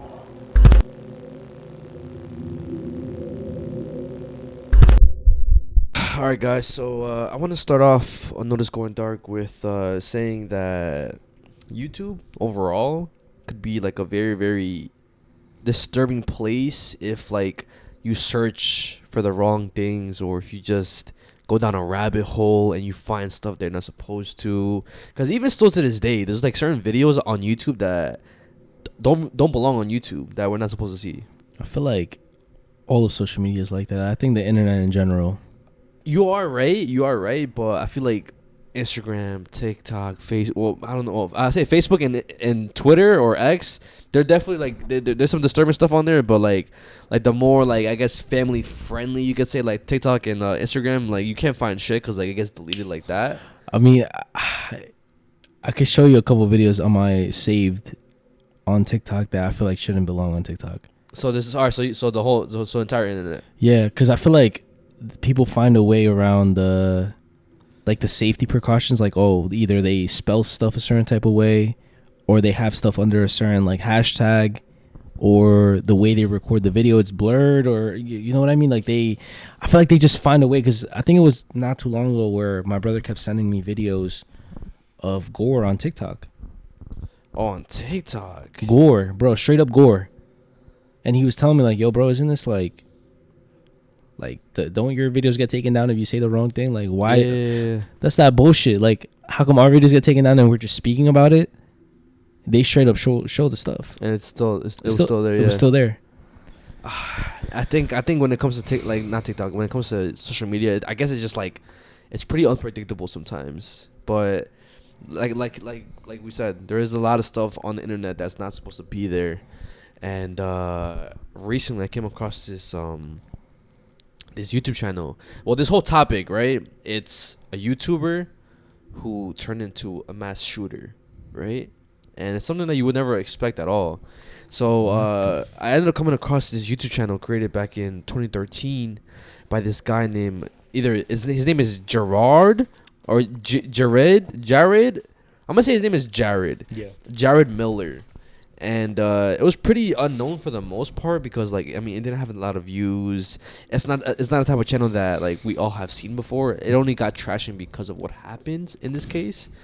But I guess I would describe this channel as more of a video diary channel, like of him just posting videos of his two cats, Oreo and Leonardo. And basically just him showing them playing together and stuff. People suffer from depression because they know they have to do something in their life to change something that they don't like, but they ignore it. Or they drown it in drugs or alcohol or something.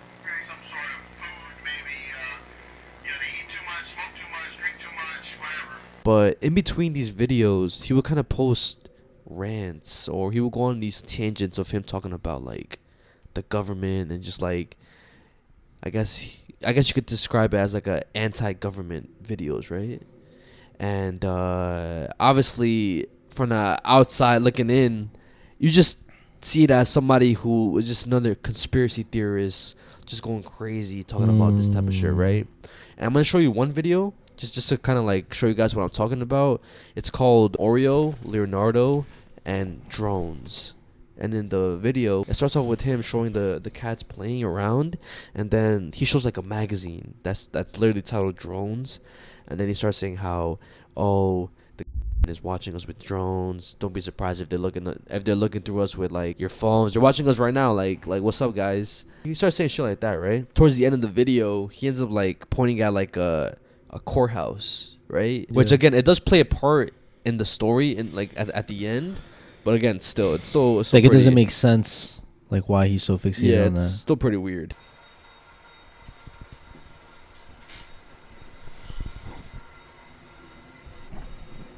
Them playing around. Yeah, buddy. You're so silly. Hey, everybody out there on YouTube. Thanks for watching my video. I have an issue I need to talk about here. Picked up this magazine. Well, my wife picked up this magazine because I'm on house arrest for selling marijuana. I know I'm such a big evil person, right? Check this out. This is quite disturbing. This is drones. Are they watching you? This is a whole magazine on drones. Whole magazine about it. No ads. All about drones. So are they watching you? Probably. I mean, they're already wiretapping your phones, watching your Facebook and everything. And they're probably watching this video of me right now. I don't care. Congrats. You're somebody special. You have clear watch and spy on the American people. It's just getting disturbing to me that you have Egypt right now, 30 million people out in the streets, and because he was arresting protesters and stuff. Protesters get arrested every day in America, people.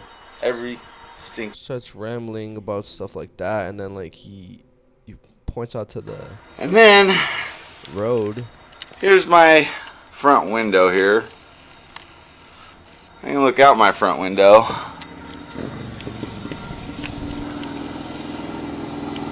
And you look a little closer. There you go, right in the middle of that frame. That is the courthouse. It's a beautiful building, even though it is a monument to authoritarianism. It's just a big concrete building, big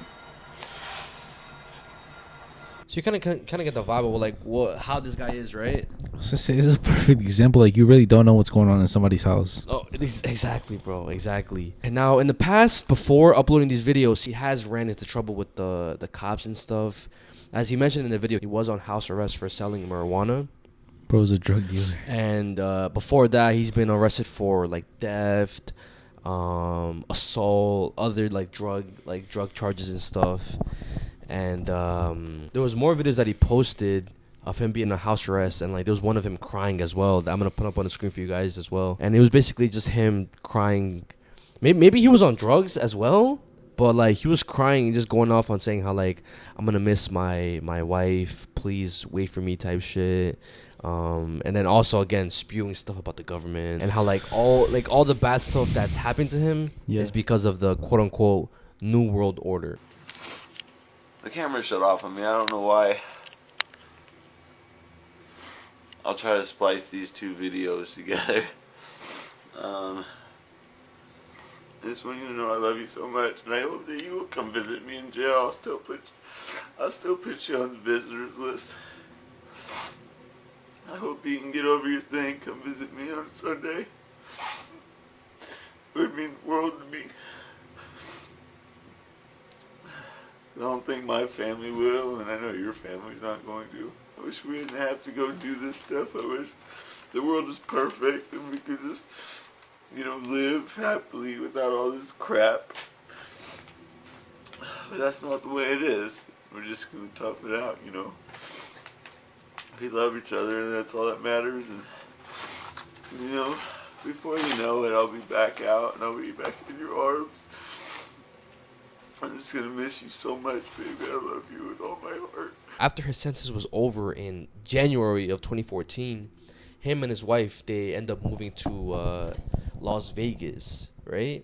And they settled down there, and then they try to get a job, or they both try to get jobs as like dressing up as characters. You know how like they do that shit in like Hollywood and like other places, like even here in New York, Times Square. So him and his wife tried to do that, and it's so ironic because him and his wife both dressed up as the Joker and Harley Quinn, and he did post a video as well on YouTube in his like Joker makeup, and he was also spewing some stuff, but like whatever he was spewing, even though maybe he was kind of like making like a script or joking about it, low key whatever he says has like some foreshadowing to like what he wanted to do and shit, which again I'm gonna show you as well. Holy shit! I mean, it already sounds bad because the Joker. Yeah.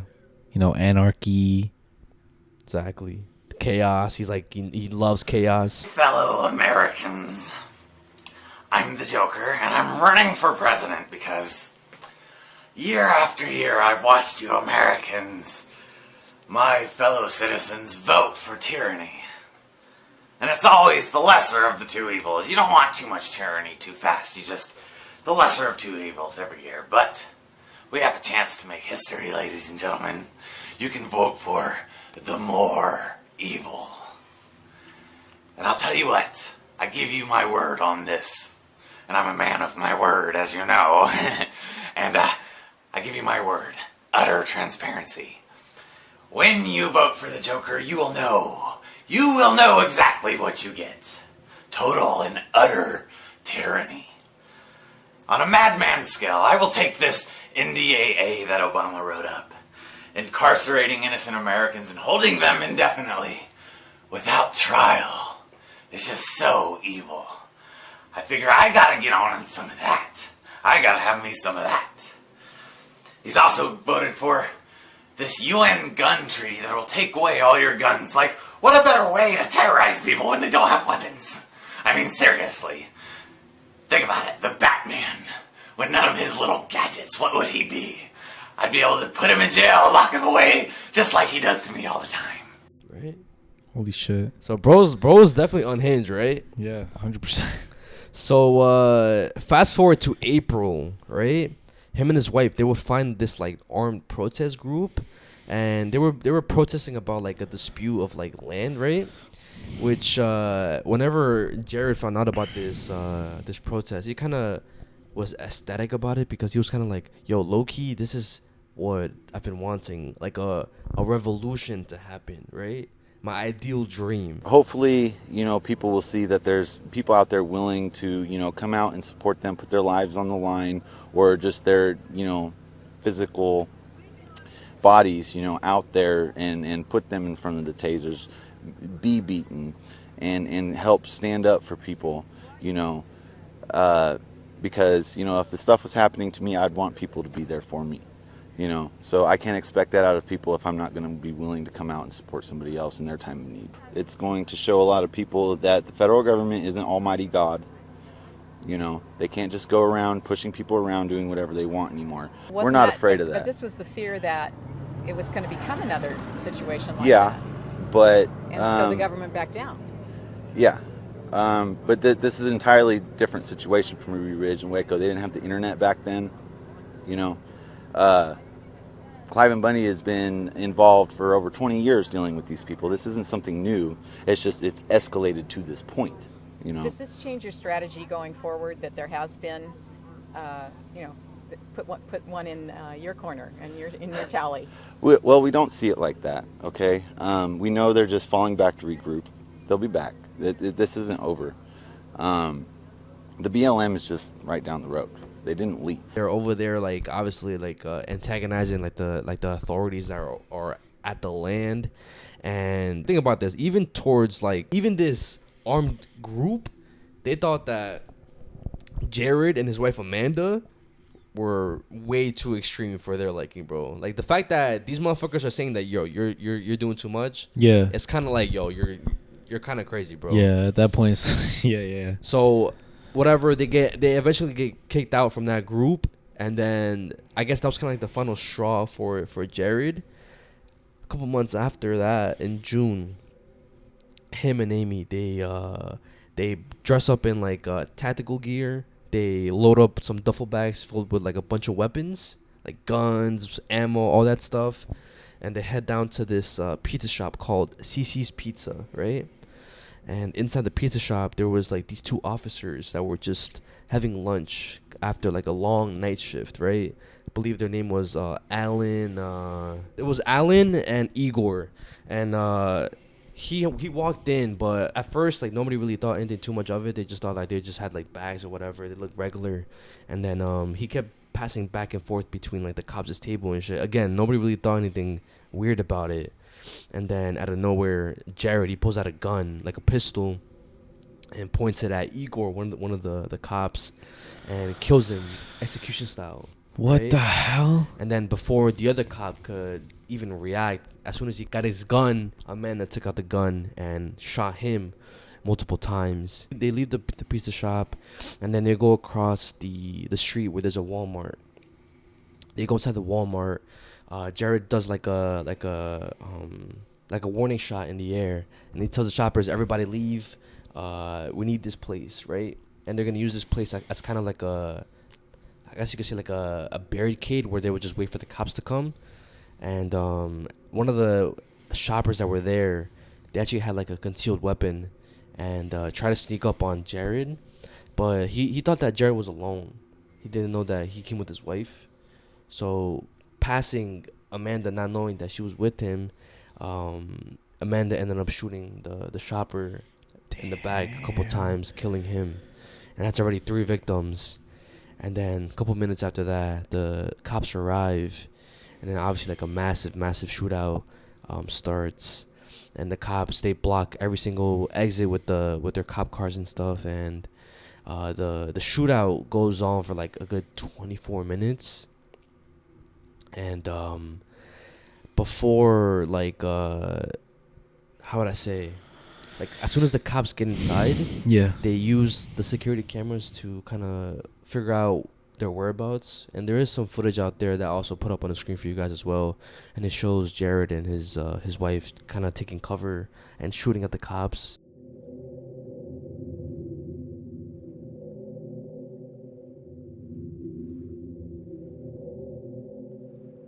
But eventually, obviously, Jerad would die. They would eventually shoot Jerad, and obviously, eventually, Amanda would die as well.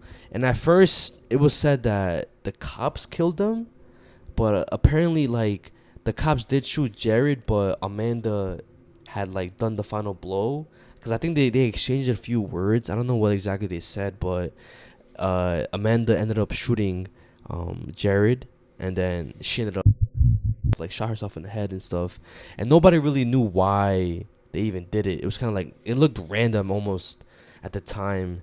And then they obviously go to his house or their house. You know what I find crazy? What? Like, the fact that she agreed to all this. Like, what were the kind of conversations they were having? I think from what I saw was that they both were on this type of timing, like the conspiracy, like the government's out to get us. Fuck the government timing. Damn. Yeah, bro. So low key, like, I guess you could say like a match made in heaven in a way. Yeah, I mean, bro was that crazy, and it makes sense the fact that was his girlfriend. Like, and obviously the whole costume too. Joker and Harley Quinn, they kind of match each other's craziness type shit. And she went to go do this shit with him. Yeah, bro. She didn't give a fuck. And then whenever they went to the house, they searched through the home and found like a manifesto that was pages long, and it had a detailed plan to basically take over that courthouse that he recorded and to execute public officials and shit. So all this just stemmed from a conspiracy theorist who believed the government was out to get everybody, and just didn't care about authority and just wanted to, like, again, make chaos. And you know what's crazy? Like, when when did this happen? 2014. What he was saying now, like looking at it now, he wasn't just like saying random shit. And what I'm talking about is, that the government is listening. Whoever it is, might not even be the government, but there is people who are tapped into our phones. And there's always somebody, like, the camera. They have our face scans, Face ID for a reason. They have our fingerprints. So even though he was a conspiracy theorist, some of the stuff that he was saying isn't even a conspiracy anymore. Which is crazy to see. At the same time, like, he just went about it the completely wrong way. Well, him and his wife went about it the completely wrong way, bro. Like, to the extreme way. Yeah, he's like, he was, to the certain things that he was saying like facts or spitting facts now, because it's a lot of this stuff is confirmed. Yeah. But obviously, bro, it's not about, like, not everybody. Like, why are you gonna go up and like start killing random people and shit? Like, you're fucking bugging at that point. Exactly. But yeah, they just, again, like you said, bro, you never know what something's going on in somebody's house, and again, you never know when the next crazy person will emerge, bro, because this was out of nowhere, bro. Like, nobody really expected this to happen, bro. And imagine being somebody at that Walmart, like, yeah, the fuck, out of nowhere you just hear, get the fuck out of the store. And the crazy thing is now, though, like, that's low-key normal as fuck, though, which is kind of bad that it's normal. 100%. Because, like, even like after this whole thing, like a couple years ago, a couple years ago, there was like an incident at Walmart. There was an incident at a church.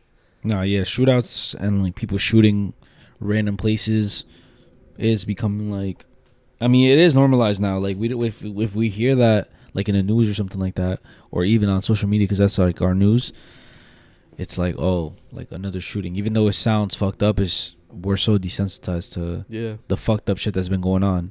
Yeah, but I just want to start off. I know it's going dark with that. What's crazy is, like, a lot of stuff is being normalized nowadays. Like, kind of going into my topic. Yeah. So when the whole Obsession movie came out, a lot of people in the comments were like, "Oh, she's just like me for real," or, "Oh, if my girl isn't like this, then I don't want her."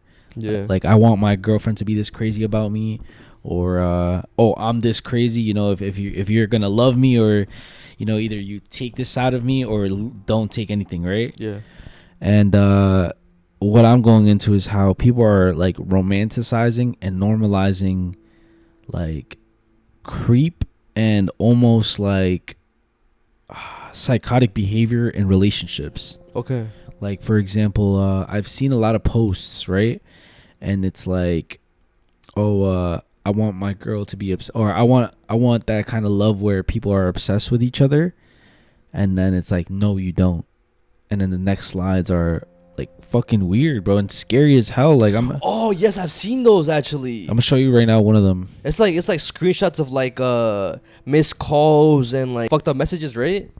And it's like, bro, it's like not normal. That's not normal, bro. Yeah. Look, Obsession was not even that scary. Okay,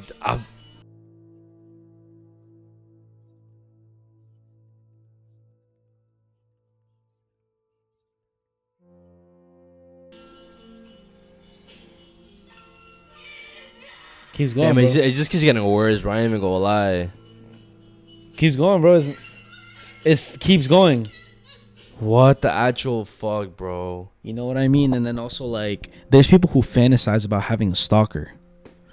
Why? What the fuck is wrong with people? Because it's like, oh, this person is so, like, infatuated with me, or this person is so obsessed with me that they want to stalk me and shit. Fuck that, bro. Like, oh my god. And it's both though. Like, no, of course. You know, there's guys who say that about girls, like, yo, I want this girl to be obsessed with me, and it's the same vice versa. Like, there's a girl who says, like, oh, I wish this guy was obsessed with me, but then no, you don't, right? And now what I'm gonna talk about today is the vocalist for the band Blondie. Okay. And you guys know this song. It's a very, very popular song. It's the one that goes one way or another. I'm gonna get you. I'm gonna get you one way, right? One day, maybe next week, I'm gonna see you, right? Like, yeah. But when you hear that song, do you kind of get like what it's hinting at, or because we could play a little bit of now, please.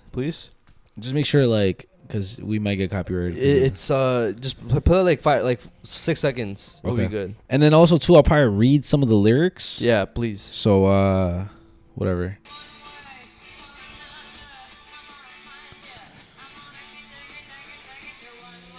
Okay, pause it. Even all right, now just hearing that, it's like kind of like a revenge type of thing. That's what you're getting at? That's what I got from it. Okay, and then let's see this part. One day, maybe next week, I'm gonna meet you. I'll meet you. I will drive past your house, and if the lights are all down, I'll see who's around. One way or another, I'm gonna find you. Damn. Okay, so actually that goes perfect with like the whole obsession thing. Actually, is the song about obsession? And if the lights are all out, I'll follow your bus downtown, see who's hanging out. One way or another, I'm gonna lose you. I'm gonna give you the slip, a slip of the hip or another. I'm gonna lose you. I'm gonna trick you. I'll trick you. So it's like, do you want me to just tell you what it is? Yeah, please. So that song was basically inspired by the vocalist Debbie Harry, her ex-boyfriend, who ended up like turning into like a really, really, really dangerous stalker. What? Really? Yeah, and like in the whole song, it's basically saying like, one way or another, like, this person is gonna get to you. Like, I'm gonna have you. It might not be today, it might not be one day, maybe next week, who knows? But I'm gonna find you. Right? So it's like, it's a pretty disturbing song if you really break down like what it means and kind of get a little bit of the lore. Well, now knowing that, it's fucking crazy. Yeah, so now knowing that, we're gonna listen to it again. Yeah. But obviously off screen, and then you could put like your reaction on the screen and shit. But we'll listen to it right now. But like I said, this was based on her ex-boyfriend, who was an alcoholic, was very possessive, controlling, and even though she never revealed his identity, you know, she kept that private. She confirmed that this song was inspired from that, and how it got so bad to the point that he was following her wherever she was going, and this one time he believed that she had another man inside her apartment, so he ended up breaking into her apartment with a gun, held her at gunpoint, and started threatening her, saying like, yo, like, where the fuck is the guy? Like, I know you have somebody in here. Like, I'm about to like. What? He said that to her, right? So eventually, she had to move. She moved to New Jersey because she was living in New York, and she ended up moving to New Jersey, getting away from him. And yeah, they made that song to kind of like get through the trauma, you know, cope with the trauma and shit. And it was like kind of like how do I say it? That's why it's not a sad song, because they're trying to, like, it's her way of coping with the trauma. Would you say it's like therapeutic for them in a way? In a way, yeah, I guess. Which is why they made the song to begin with. It was her and her bandmate, who they both co-wrote the song. Okay. And decided to release it and shit, right? And another crazy fact is that apparently Debbie Harry had an interaction with the infamous serial killer Ted Bundy. Whoa, what? But in what way, though? So, whatever. This was in 1970, back before, I believe before, like, it really started getting traction, like the band. And she was hanging out in New York because she lived in New York at the time. And she was trying to catch a ride. It was already late at night. She was trying to catch a ride to get home. But there was no taxis around. And then this strange man in a small white car approached her and asked her, yo, do you need a ride? Like, I could take you. She declined the first time. He came back a second time, asked her the same question. Oh, like, come on, like, you sure you don't want to ride? She declined again. The third time he came back, saying, yo, are you sure you don't need a ride? Like, it looks like you're by yourself, whatever. She eventually, like, said, you know what? Just take me home. She got into the car, but then it's like she started looking around and she realized that the car was gutted. What do you mean? Oh, like it had no seats or anything? There was nothing but the seats. And the door handles were off. Which means that she can't open the car from the inside. Wait, and Ted Bundy was low-key infamous for that too, no? So like I remember, like, because of the survivor, I think he put something to block the no, I think he would do that, right? Talking about Ted Bundy? Yeah, because I think part of the reason why this case got debunked, because I remember talking about a survivor who had an interaction with Ted Bundy and how she was trying to get out, but something was wrong with the door handle, right? But the reason why this story is debunked is because she tried to say that, no, Ted Bundy was the one who I came into contact with, but the cars didn't match up. Okay. And there's no tracks of Ted Bundy being in New York. During that time, or? During the time of his whole, like, when he was being a serial killer. He was more in the northeast. Okay. So they kind of say that it wasn't Ted Bundy. It was just another creep, another weirdo, who, thank God, she made it out alive, because she ended up, like, kind of like squeezing her hand through a little opening in the window because it was rolled down a little bit.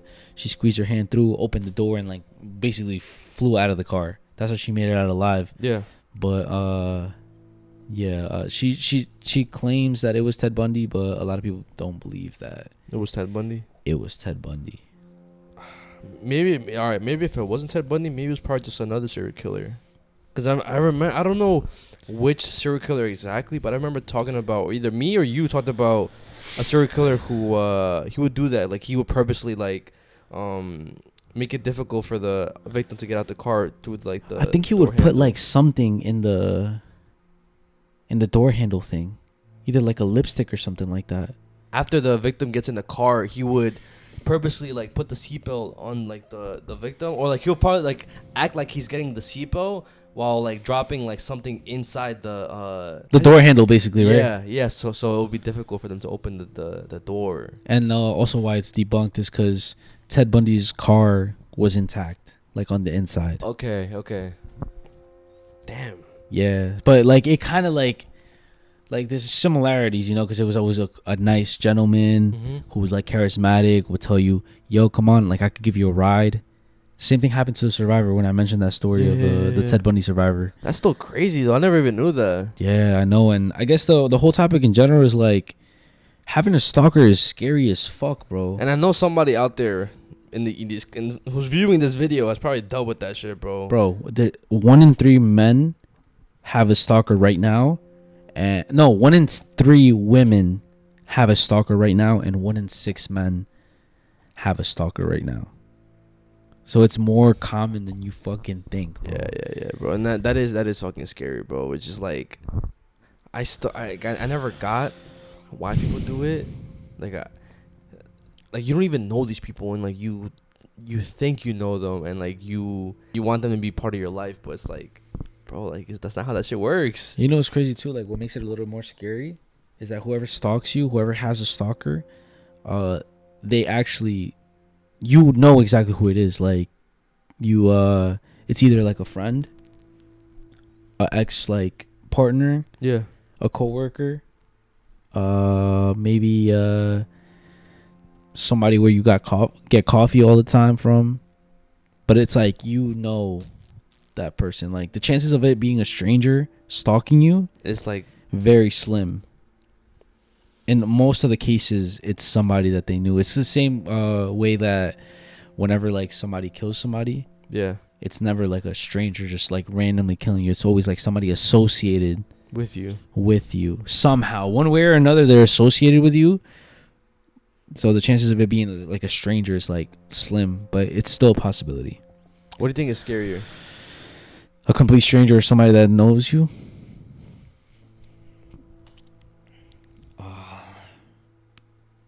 I think either one, bro, to be honest. Think so? Yeah. Because, like, bro, they're watching you without you knowing. Yeah. What I think, all right. Because even with that clip you just showed me, the TikTok clip of the people who go to that, I've seen slides of, like, their, like, ex or whatever, like, outside their house, right? Yo. And that's obviously weird and creepy, right? But, like, I think just somebody you don't know is worse. Because, like, you've never seen them before in your life, and like, they out of nowhere know where you live. That is fucking scary. Seeing somebody that... But also, too, if they know you, they know every little thing about you, bro. Exactly. Oh, wait. Oh, you're right. They know where you work. They know your family's houses. They probably know the in and outs of how to get in, maybe. And they low-key probably have a higher possibility of getting inside your house than somebody that does not know you. They know your schedule. But at the same time, there's been cases of people you don't know that learn your schedule. Now they know your schedule. Bro, but like it's like equally as scary, bro. Because you're like completely unaware that this is going on. Maybe the relationship shit. No, but even then, that's like... Bro, like that whole thing in general is like fucking scary. I saw recently a clip too of I don't want to mention names because I don't know, like, guys, we're a lot closer to, like, you know, we're not just like random people. Like somebody could easily see this. Mm-hmm. You know, we're in the content creator space, and the person, we just bleep out the name. Okay. But like I saw a clip of. Okay. And then like, you see how like the whole situation with her and her. I don't know. It's her ex or whatever. Or yeah, like her situationship and shit. And bro, that motherfucker pulled up on, like, stream sniped her. Yeah. And then she had to fucking like drive away mad fast. But like, bro, like, nah, you're right. That's mad scary, bro. Like, what the fuck? What the fuck is bro trying to do right now?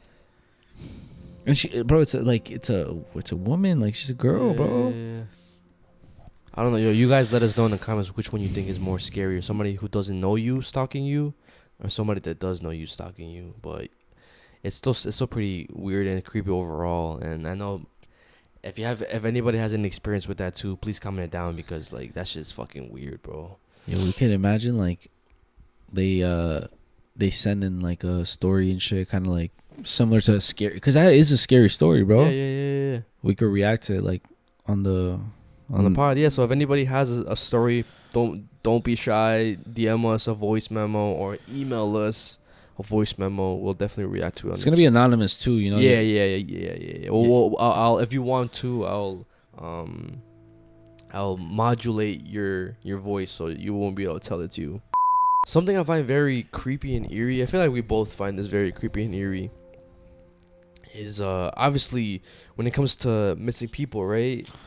Obviously not knowing where they are or their whereabouts and shit is pretty weird. And like even people who like just vanish in the thin air and like you don't know where they are or where they went or whatever. I feel like the most weirdest cases are the ones that have footage, CCTV footage of like the final moments before they disappear, right?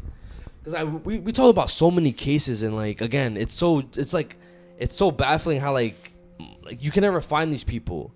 So what and there's like no explanations other than theories. Yeah, exactly. So what I'm gonna talk about today is it's about this guy. His name was Trevor Deely, and he was 22 years old, and he worked at the IT department of the Bank of Ireland, and he lived in Dublin with some roommates. He was only 22 years old, and he was kind of already like kind of living like the successful life, as you could say. He worked at a bank. Yeah. He lived with his roommates, and there was this one time around December, I believe like early December, like the first week of December. His coworkers, they all had like a Christmas party type shit, right? They were just drinking and moved on to like a bar, to eventually moving to like a club, right? And around like I would say 3 a.m. Trevor, he decided to just go home. But during that time, just keep in mind that it was raining heavy and there was like very, very heavy wind as well, right?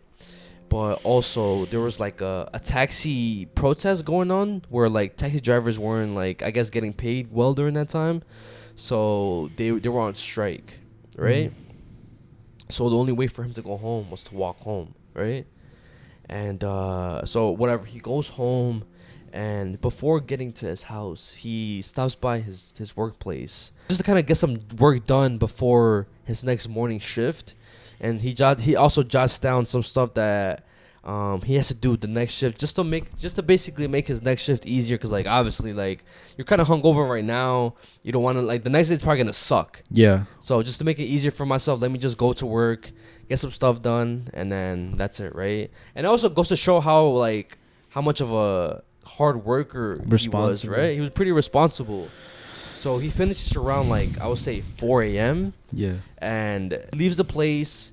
He calls his friend who didn't answer at the time, but he just calls him to just let him know that he's okay. He misses him and that he's on his way home, right? After that, the next morning shift comes. He doesn't show up to work. But nobody really thinks it's weird yet, only because like the day prior they partied. Maybe he probably just had like a bad hangover. So he called out like exactly, or not even just called out, probably just like a no call no show, right? So whatever, that happens. But then the weekend comes and his family try to get a hold of him, but like there's no word of him. Nobody can get in contact with him. And then come like Monday, that's when people get more worried and like, yo, all right, like bro's not answering. Bro hasn't show up to work. Like, let's report this to the police now, right? Like, what happened to him? Which, again, I kind of a little frustrated about it because, like, they waited, like, till Monday to kind of call the cops. Be like, yo, he's missing.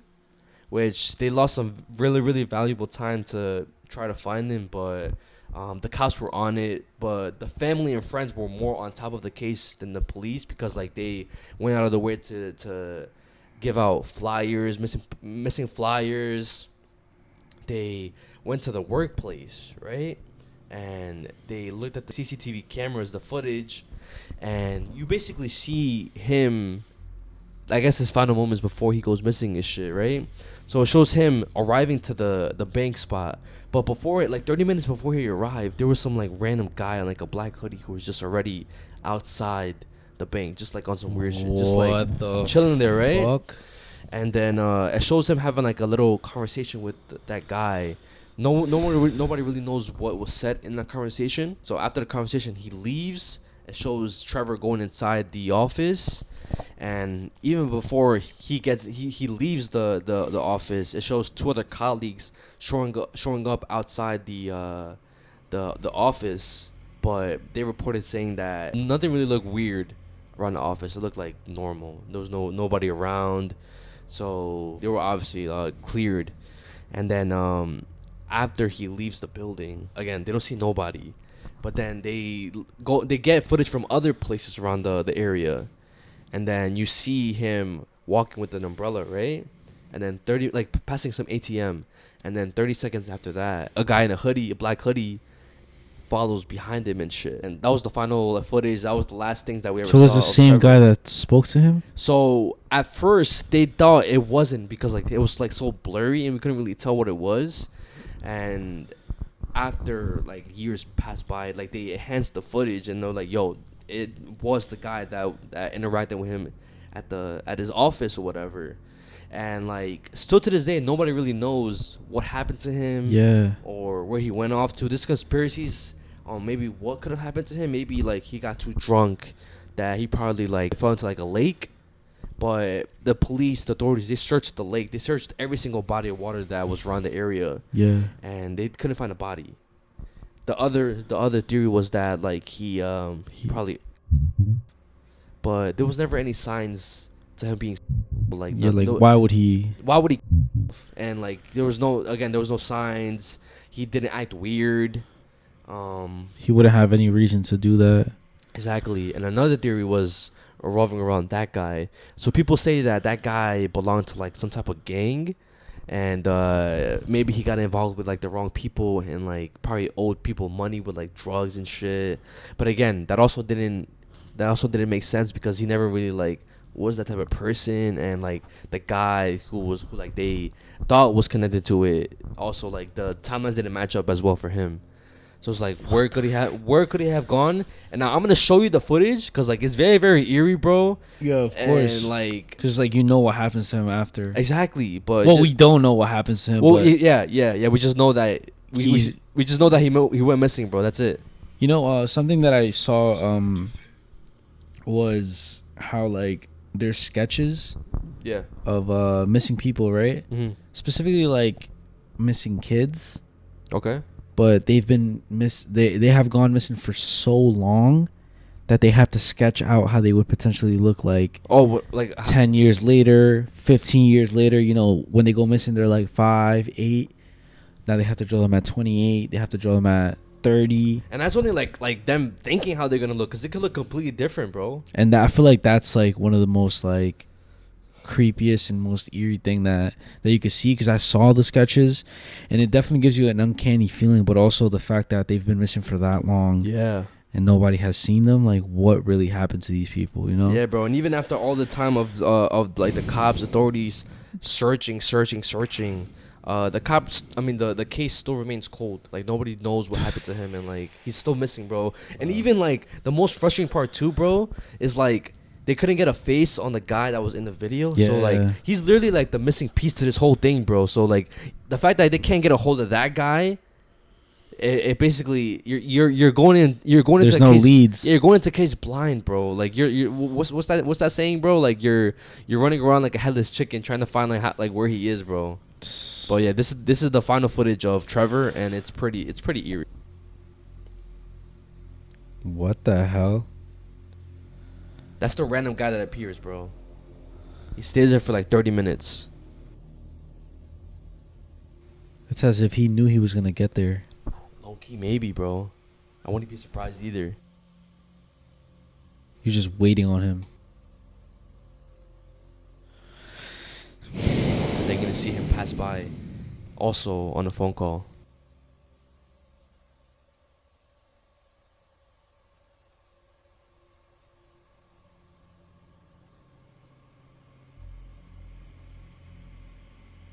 That's Trevor passing by.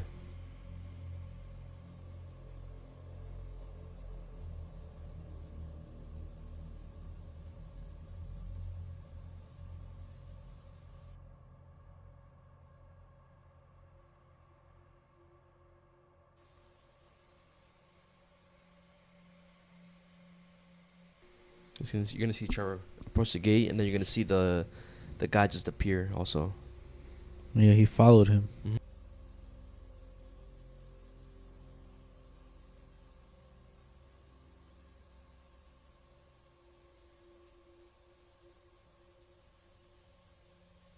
But like, yo, I just realized, you made a good point, bro.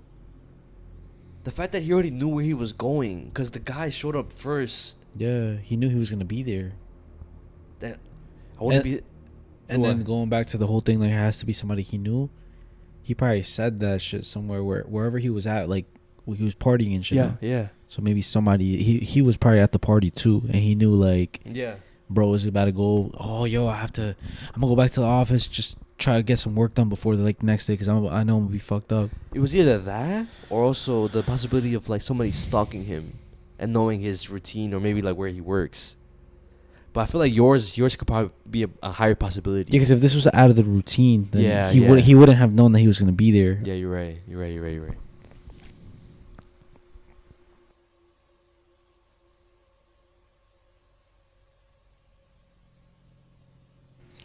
Nah, bro, sticking around for way too long, bro. Like, yeah.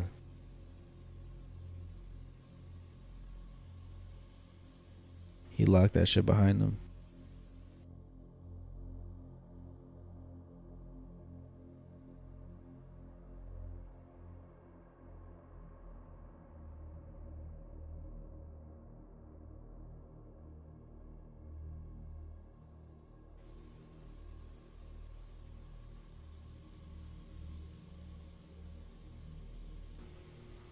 Wait, how long did he stay in the building for?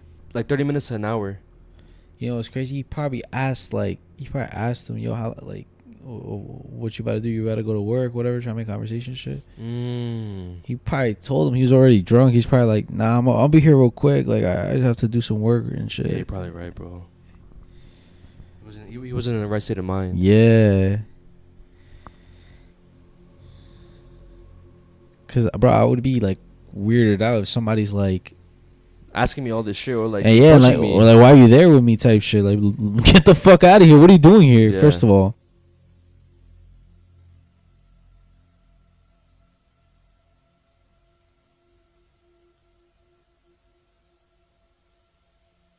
That's him just going on his way back home.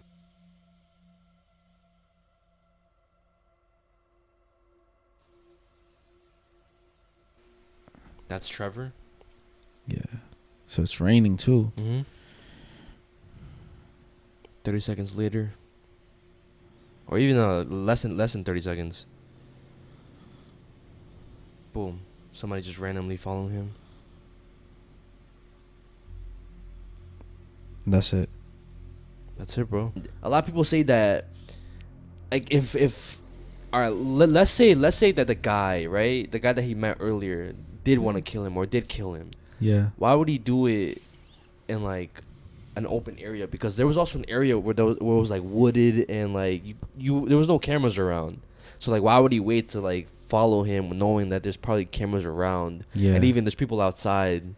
Like I believe there was a couple. Like there would have been witnesses to see him. Yeah. It's just like, what genuinely could have happened, bro? That's the most baffling thing about this shit. Is like, no one deadass knows what could have happened. Because bro, he still had his phone on him. Like there was no clothes found. Oh, shit. Nah, this cases like this, bro, it's like literally nothing much to say. You know what I mean? Because we could just keep theorizing. Yeah, but like it's just, and I don't even know where to start with the theories. Like what you know, could that have been a friend? I feel like the whole him messing with the wrong people. I feel like that's just. I mean, that is a possibility too. I don't. Yeah.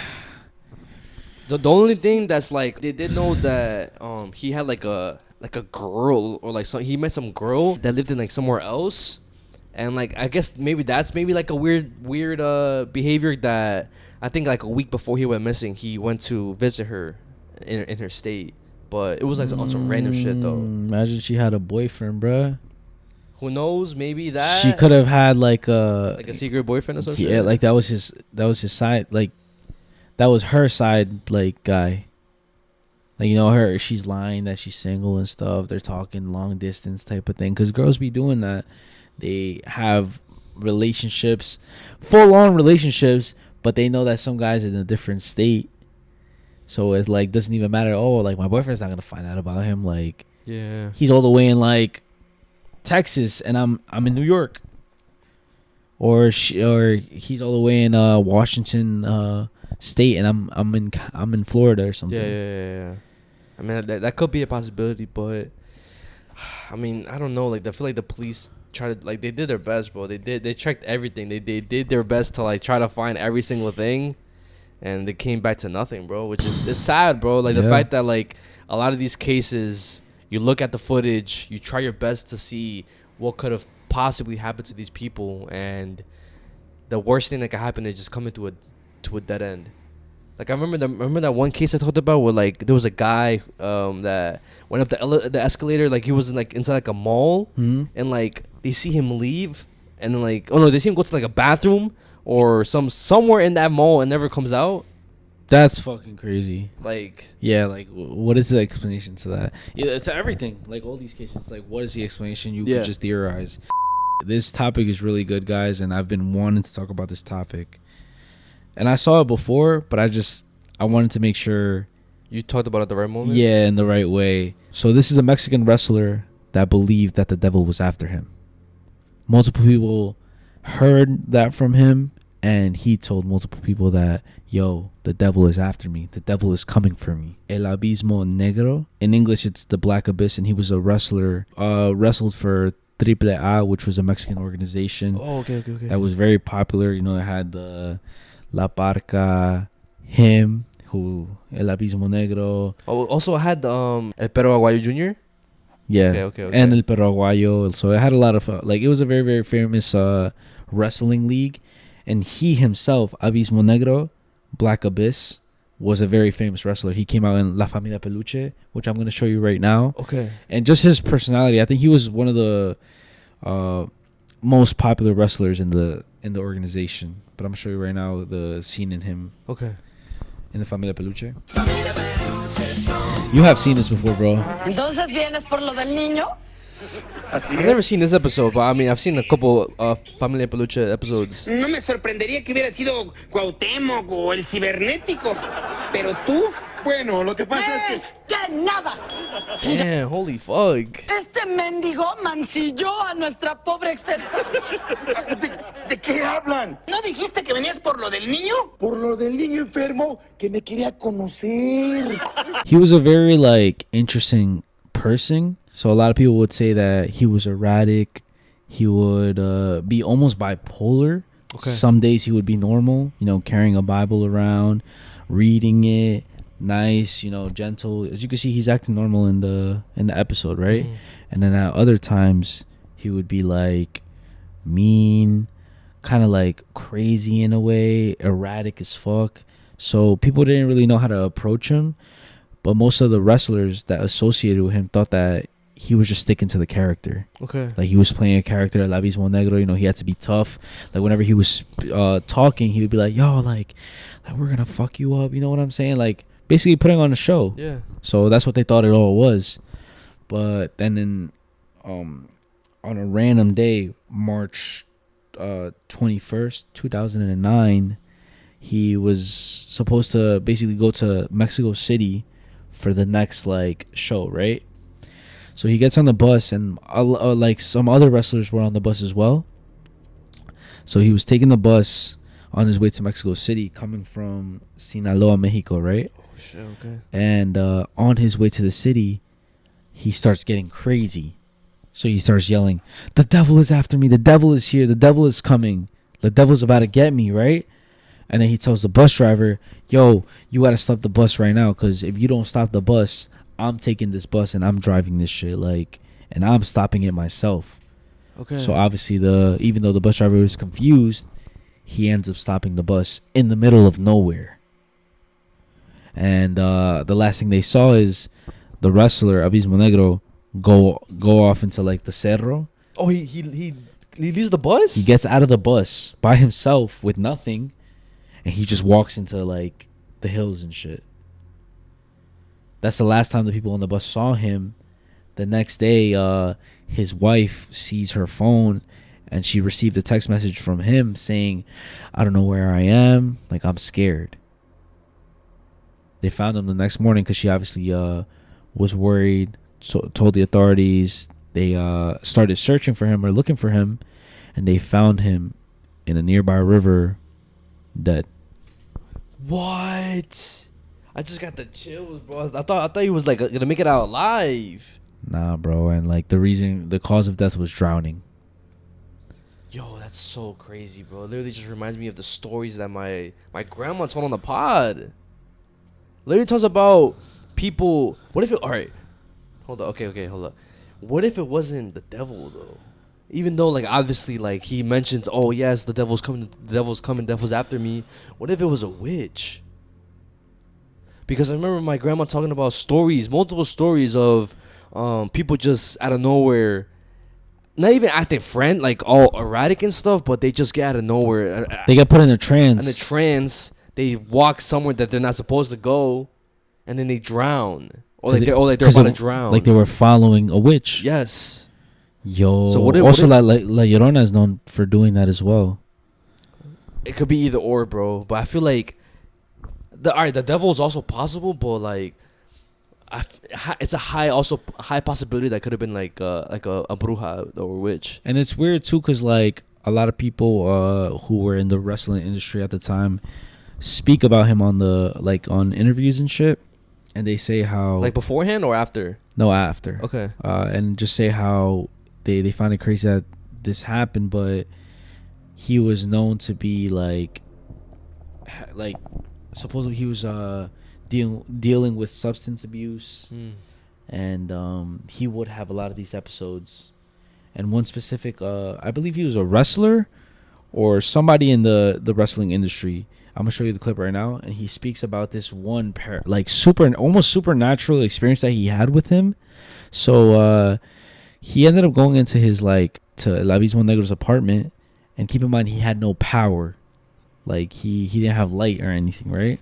I guess he couldn't pay the bill, or he couldn't afford the light bill. But the thing is that when he walked into his apartment, he was sitting on his chair, like with his hands crossed, not doing anything, not moving, and the ceiling fan was moving. Mm-hmm. But how the fuck would it be moving if there's no power? There's no power in the house.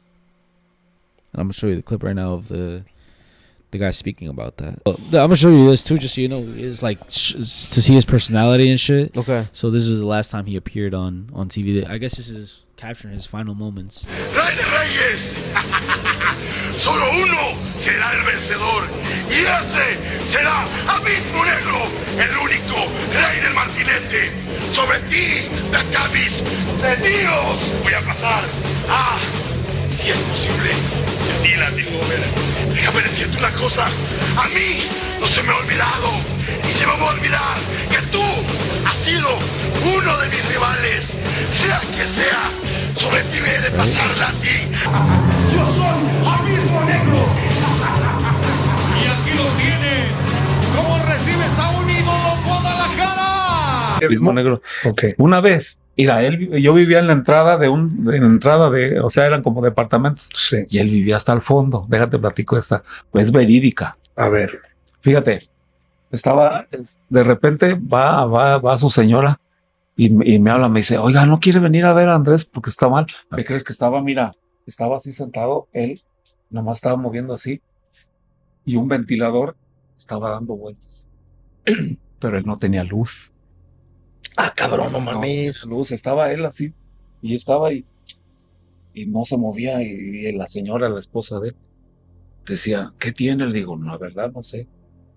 Y tenía un balde así él, como si lo hubiera vomitado él. Y todo el cuarto ese donde él estaba, frío. Y la verdad, me dio miedo, güey, no chingues. Es que es verídica, loco. Ir a la oficina, el patrón. A ver, yo salí y le hablé al patrón. Oiga, Abismo Negro está bien mal. ¿Le hablaste a Antonio Peña? Antonio Peña. Ok. Porque lo veía bien mal Abismo Negro. Y luego me dice el patrón, ¿y qué sugieres hacer? Le digo, no, la verdad no sé, usted dígame. Dice, pues llámale a un sacerdote. Le digo, ¿cómo? Dice, hay algo anda mal. Es que Abismo Negro tenía un altar con muchas, tenía en el piso, tenía la estrella de David pintada con cal en su fucking pentagram on the floor. En su cuarto. Que tenía un chorro de flores así regadas en esa cosa, como que él estaba haciendo algo malo de brujería. Andrés, what the fuck did I say, bro? So this is when the whole thing is either was he crazy going through substance abuse or having a schizophrenic, because some people also claim that he was schizophrenic, some people say that he was bipolar, but a lot of people say that he would have manic attacks, or that's when the supernatural stuff kicks in. Was he dealing with the wrong things? Did he do some sort of deal deal with the devil or got into witchcraft, and maybe like you said, a witch came after him or something like that. After like something like maybe like a deal going wrong too. Or somebody did witchcraft on him too. Yeah, Because if he was in that space, then somebody could have easily done some shit to him too. Yeah, and if you guys like, for the people who don't like, I mean, for the listeners or whatever who like are didn't understand what the guy was saying, basically saying how he arrived to the house and like his wife asked him if he wanted to go see him because like he was in the chair with his arms crossed and like just moving kind of like back and forth while the fan was on spinning, but they had no power, and how like there was a bucket next to him, throwing like as if he was like throwing up inside the bucket, and then like he also saw how he felt like the room was cold, it felt weird, The vibe was completely off. and like how he also saw how there was a pentagram on the floor, and he also saw like an altar Yeah. of like witchcraft shit. So now, like, tie everything together, bro. Like, he was saying that the devil was after him, and it wasn't only one time. It wasn't just that one time where he said it on the bus. There's multiple people that say that he would say that all the time. God damn it. So okay, there's like so many possibilities with this whole thing, bro. Cause it's like giving a crazy person. It's like giving a unhinged person power, right? Yeah. Like for example, Sentry, right? He was a drug addict or whatever, and he was giving like this massive power, right? And now it's either up to him to do like something good or something bad with it. But like whenever he has those episodes, bad shit happen or whatever, right? Holy shit. So for him, for Abismo Negro. Abismo Negro, maybe he was like an unhinged person. Maybe he deadass was, and then like he got into witchcraft, getting some type of power, and not knowing what to deal with it or how to deal with it because of how like unhinged he was. It made him. It led him to like some dark shit. Yeah, like he went completely overboard. Like, Yeah, bro. It's a possibility, bro. And it's actually it's so sad, bro. and I haven't even said his real name, but it was Andres Alejandro Palomec Gonzalez. And he was only 37 years old when he passed away on March 22nd, 2009. He's fucking young, bro. In Sinaloa, Mexico. That's But young as fuck. This case is crazy. When I saw it, I was like, yo, this is definitely something we should talk about. But this is one of the craziest things that I've ever heard. Hell yeah. I mean, It reminded me a lot though, like of the guy that you talked about. Who? The one that got possessed, that he would vlog himself, like basically summoning something that he wasn't supposed to. Yeah. Yo, it's the same thing, bro. Maybe he did summon something, bro. That he wasn't supposed to, messing with the wrong things. And it's so it's perfect in a way for the evil entities, because like To target him type, right? if he's already unhinged and people call him crazy, people are not gonna believe him. Well, basically dealing with mental health issues. Okay, if he's already dealing with mental health issues, people are gonna think that it's probably just part of that. Like they're not gonna believe that he's actually seeing these stuff. And the demons are gonna be like, yeah, like nobody's gonna help him. Like Exactly. they're already like, nah, he's just a fucking drug addict, just a crazy motherfucker. But in reality, no, bro. He was dealing with some very, very dark shit, bro. It's the same thing. He got into something he didn't know what he was dealing with until it was too late. And I guess tied into the next thing that I'm gonna talk about, right, which is already like, you know, the devil, hell, you know. Before we speak about this, we got God's protection, right? Of course. But this was a story of an art professor, and his name was Howard Storm, right? Okay. And it's crazy because I think he was on the Art Bell show too. Whoa. And he talked about his experience of having a near-death experience where he went to hell. Okay. Right? So this happened in June 1985. And he had taken a couple students on like a school trip, basically. Like a university school trip to Paris. And it was an art trip because he was an art professor.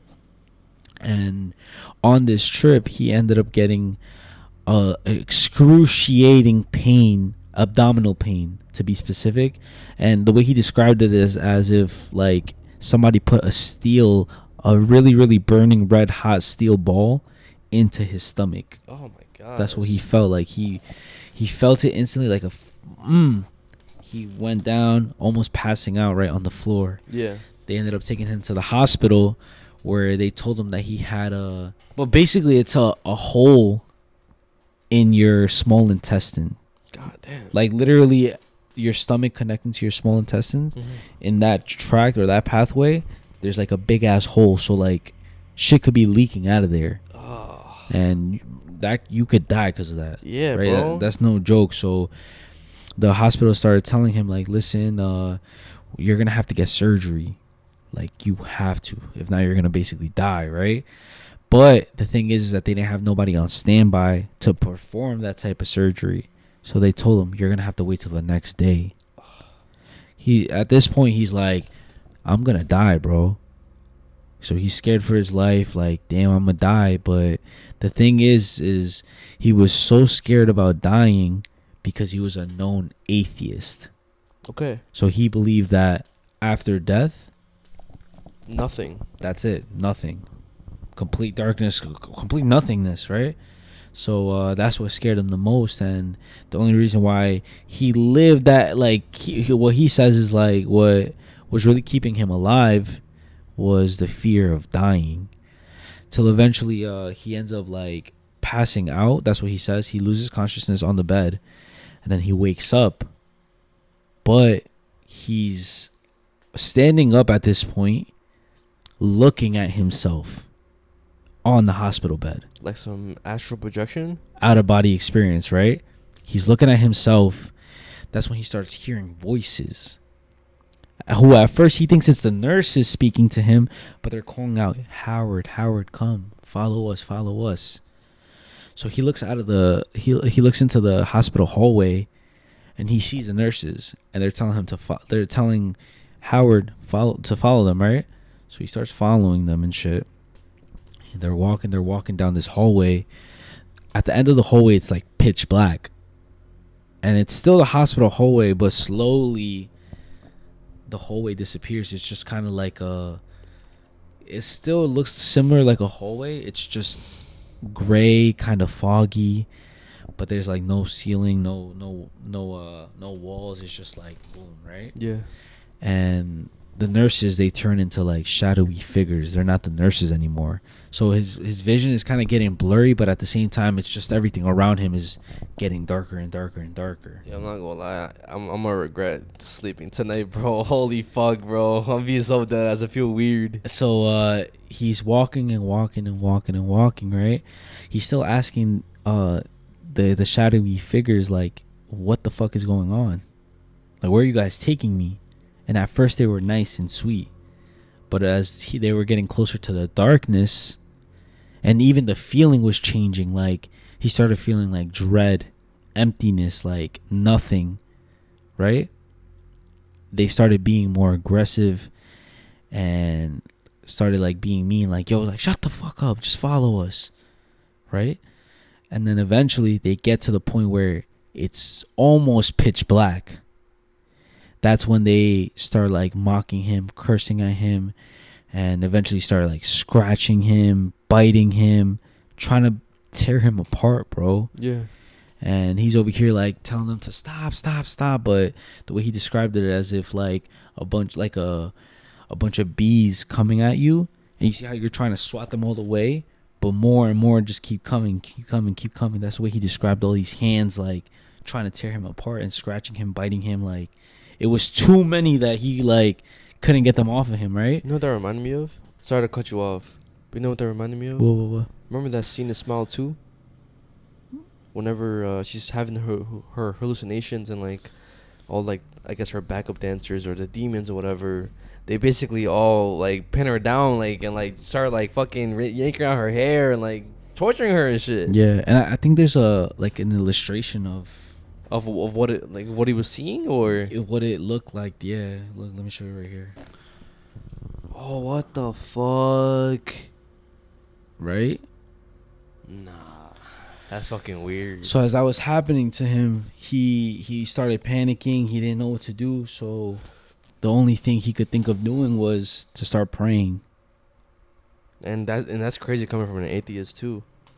So he starts praying, and then he says that it started off as a small ball of light, boom, shot down, became hella bright, almost as like if it was a light here in the physical world, it would like cook you, like the sun type shit. That's how bright it was. So should we wait? Should wait. This ball of light came, and it ended up being Jesus. So he started speaking to Jesus, and Jesus told him like it's gonna be all right. When he touched them, all the like the scratch marks, the bite marks, it disappeared. The claw marks, everything went away, and he ended up waking up after that. And that was like his testimony. He ended up like turning into, I believe, kind of like a pastor. And yeah, that's crazy, bro. Like the fact that like bro was an atheist, he had an experience like that. Like so scary that it shook him. Yeah, to the point where it turned him into a believer, bro. That's fucking crazy, bro. And again, those are the stories that, even though obviously what experience is crazy and scary, it's also beautiful in a way, because it just goes to show, even though like a lot of people could still say they're atheists, they don't believe in that type of stuff, but the fact that there's so many testimonies of people who weren't believers, who never thought that they would become a believer at all. They were atheists. They just thought it was bullshit. Then they have an experience like that, or maybe like another near-death experience or whatever. Oh my god, bro! And like this is one of many, like you were saying, near-death experiences where people turn into religion, and a lot of them are scary, bro. Yeah. Like when I was doing the research for this topic, I came across multiple, and some even have paintings, some even have drawings. Wow, really? And yo, they could get scary, bro. But the last thing I'm gonna talk about revolving around this topic, which is also pretty fucking scary, and this is the first ever depiction of hell on screen. Okay. And it came out back in the day, specifically in 1911, and it was this film called El Inferno, and it was for the story of Dante's Inferno. Okay. And this next scene that I'm about to show you is pretty disturbing, this is the colorized version. Okay. The original version was black and white, but it's a depiction of the devil eating and preying on somebody's soul. Okay, let me see. As you can see, there's a lot of other people there as well. Well, let me screen record it for you.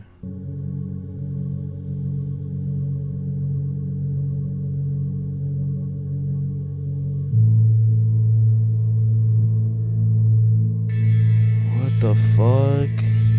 It's fucking weird shit, bro. And this isn't the only disturbing scene in the whole film. Like, there's multiple disturbing scenes. I mean, it's literally trying to describe hell.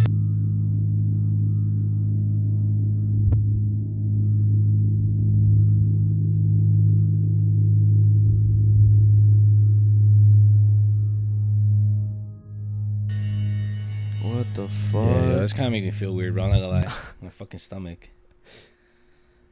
But that reminded me of this image. I don't know if you've ever seen it before. I don't know if you've ever seen this before. What the fuck? I've never seen that before, bro. You What the never fuck is that? Giving the devil his due, saying an evil in our liturgy. Literary. Yeah, so supposedly it's like basically the devil eating somebody's soul, yeah. Oh, on Saturn devouring his son. There's a whole theory on Saturn, but that's a whole nother like rabbit hole. What the fuck? Really? Yeah. I mean, you can talk about that next episode. I feel like that's like a good tease for next episode for sure. The only thing about that theory is that it gets into stuff that maybe we shouldn't talk about. Yeah, we probably won't be able to talk about it on the pod. Even if like I blur it out. Low key, only because like it touches on like the like the people who really run the world and shit, and then the groups and the people that we shouldn't really talk about, and a lot of stuff just connecting back to that. And again, it's a rabbit hole that just won't ever end. But yeah, guys, hope you guys enjoyed. You already know, before I end the podcast, yeah, Patreon shoutouts and yeah, supported shoutouts. Shout out to the Patreons. Shout out to Jupiter_Binks. Ricardo Stinky Hairy Pepperoni Nipples, El Gallo Negro, Alexis Lopez, Unc Frank, Ricardo loves big sweaty men serving him barbecue, AV, Valerie Garcia, Salchicha Master, Ricardo, your dinner is ready, Angel Mejia, Pito Hediondo, Aunt Lonely Bands, K Loves Dro, Jackie 420, El Chubby, Mezziah's Glam Girl, Ricardo's Glam Boy, Lola, Dulce, Andres Vega, Alexis Diaz. Reminder, go back to episode 100, the end. What does that mean? What's on episode 100? We'll figure it out next episode. Margarita, La Pinche Toxica, Fabian, Chris the Freak, AOJ DiMaggio, Batmain, Tin, Alan, DOC, Sharknado07, Jocelyn, Vic N20 Loco, Anguiano03, Nosabo Kid 006, Deep in the Torta with no pan. The fuck does that mean? Zin Rim, Mezziah, Finest Monica Limon, Monkey D. Luffy, That Mom Mimi, Jasmine T, Benito Camelo, Melissa.co, Zeus the Sparky, Kyrie Reyes, Jason Garcia,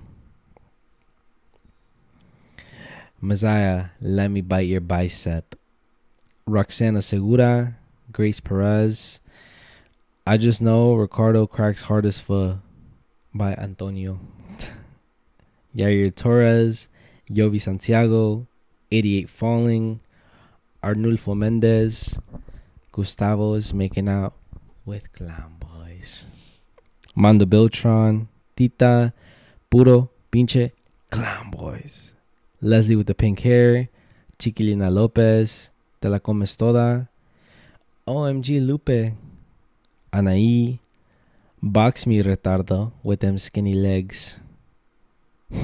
Fuck you.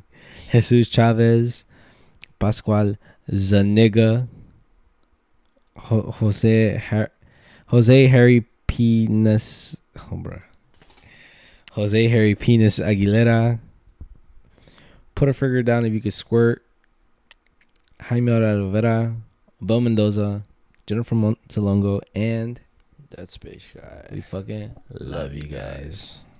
Okay, guys. Shout out to people over on YouTube. Shout out to Bella Ramirez T4U8R. I love your content so much. Like, your videos are fire. I love how you talk about yourself and life in the beginning and just random shit. And then the scary vids be hidden. Siento que me van a agarrar de las patas. Oh no. Well, shout out to you, Bella. I appreciate you. We appreciate you. And I'm pretty sure this video is going to give you that same feeling, bro. So, shout out to you. If your legs are outside of the blanket, cover them right now. Shout out to Iris Hernandez-R2M. Love y'all video so much. We love you too. Love you, appreciate you. Shout out to Chi-Town for Life 08. Cat in the Hat, always. I just love hearing any new Patreon edgy names and hearing Ricardo saying them. Also, yeah, TikTok stopped showing me your videos even though I follow you guys. Yo. Yeah, TikTok be on bullshit, bro. Fuck TikTok, bro. But shout out to you for even like going to check that you still follow us, bro. And also shout out to everybody in the last episode that commented down Cat in the Hat. I feel like even though sometimes the last time, I think before that, when we commented to comment something down, they didn't comment it down. So this time they commented it more down than last time. I mean, we did say we were gonna do it again. I know if you guys commented down the coffee mug or whatever in the beginning and shit. So if you got to this point, comment down. Comment the devil emoji. Okay. Yes. Yeah. The devil emoji. Diablo. Shout out to JJ Lomeli. Love the episode. Been binge watching while recovering in the hospital from a C-section after delivering my healthy baby girl Luna.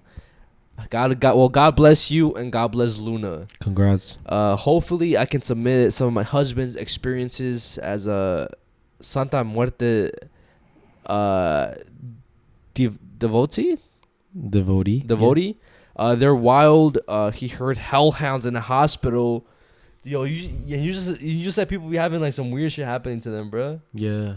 He heard hellhounds in the hospital the night our daughter was born. Yo, chill the fuck out. Keep up the work, boys. Everyone sees you. Yo, please send in those stories, bro. And a voice message, of course. That would be a valid story, bro, to hear. That sounds scary as hell. Exactly.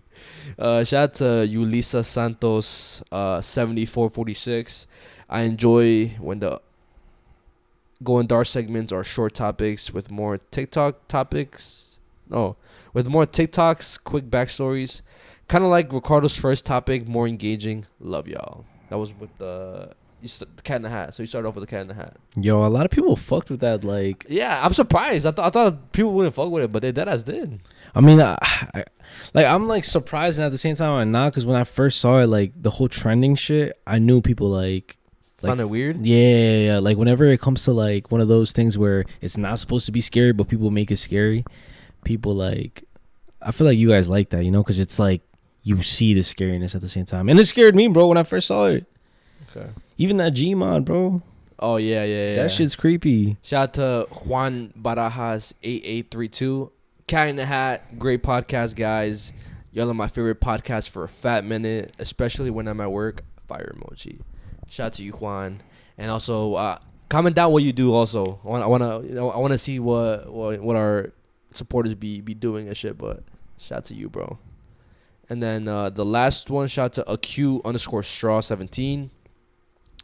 Yo, Ricardo, I feel so much about the family stuff and growing up with everyone always being in some drama with each other, and that affected my relationships with my cousins. It's exhausting. Yeah, facts. I relate so much.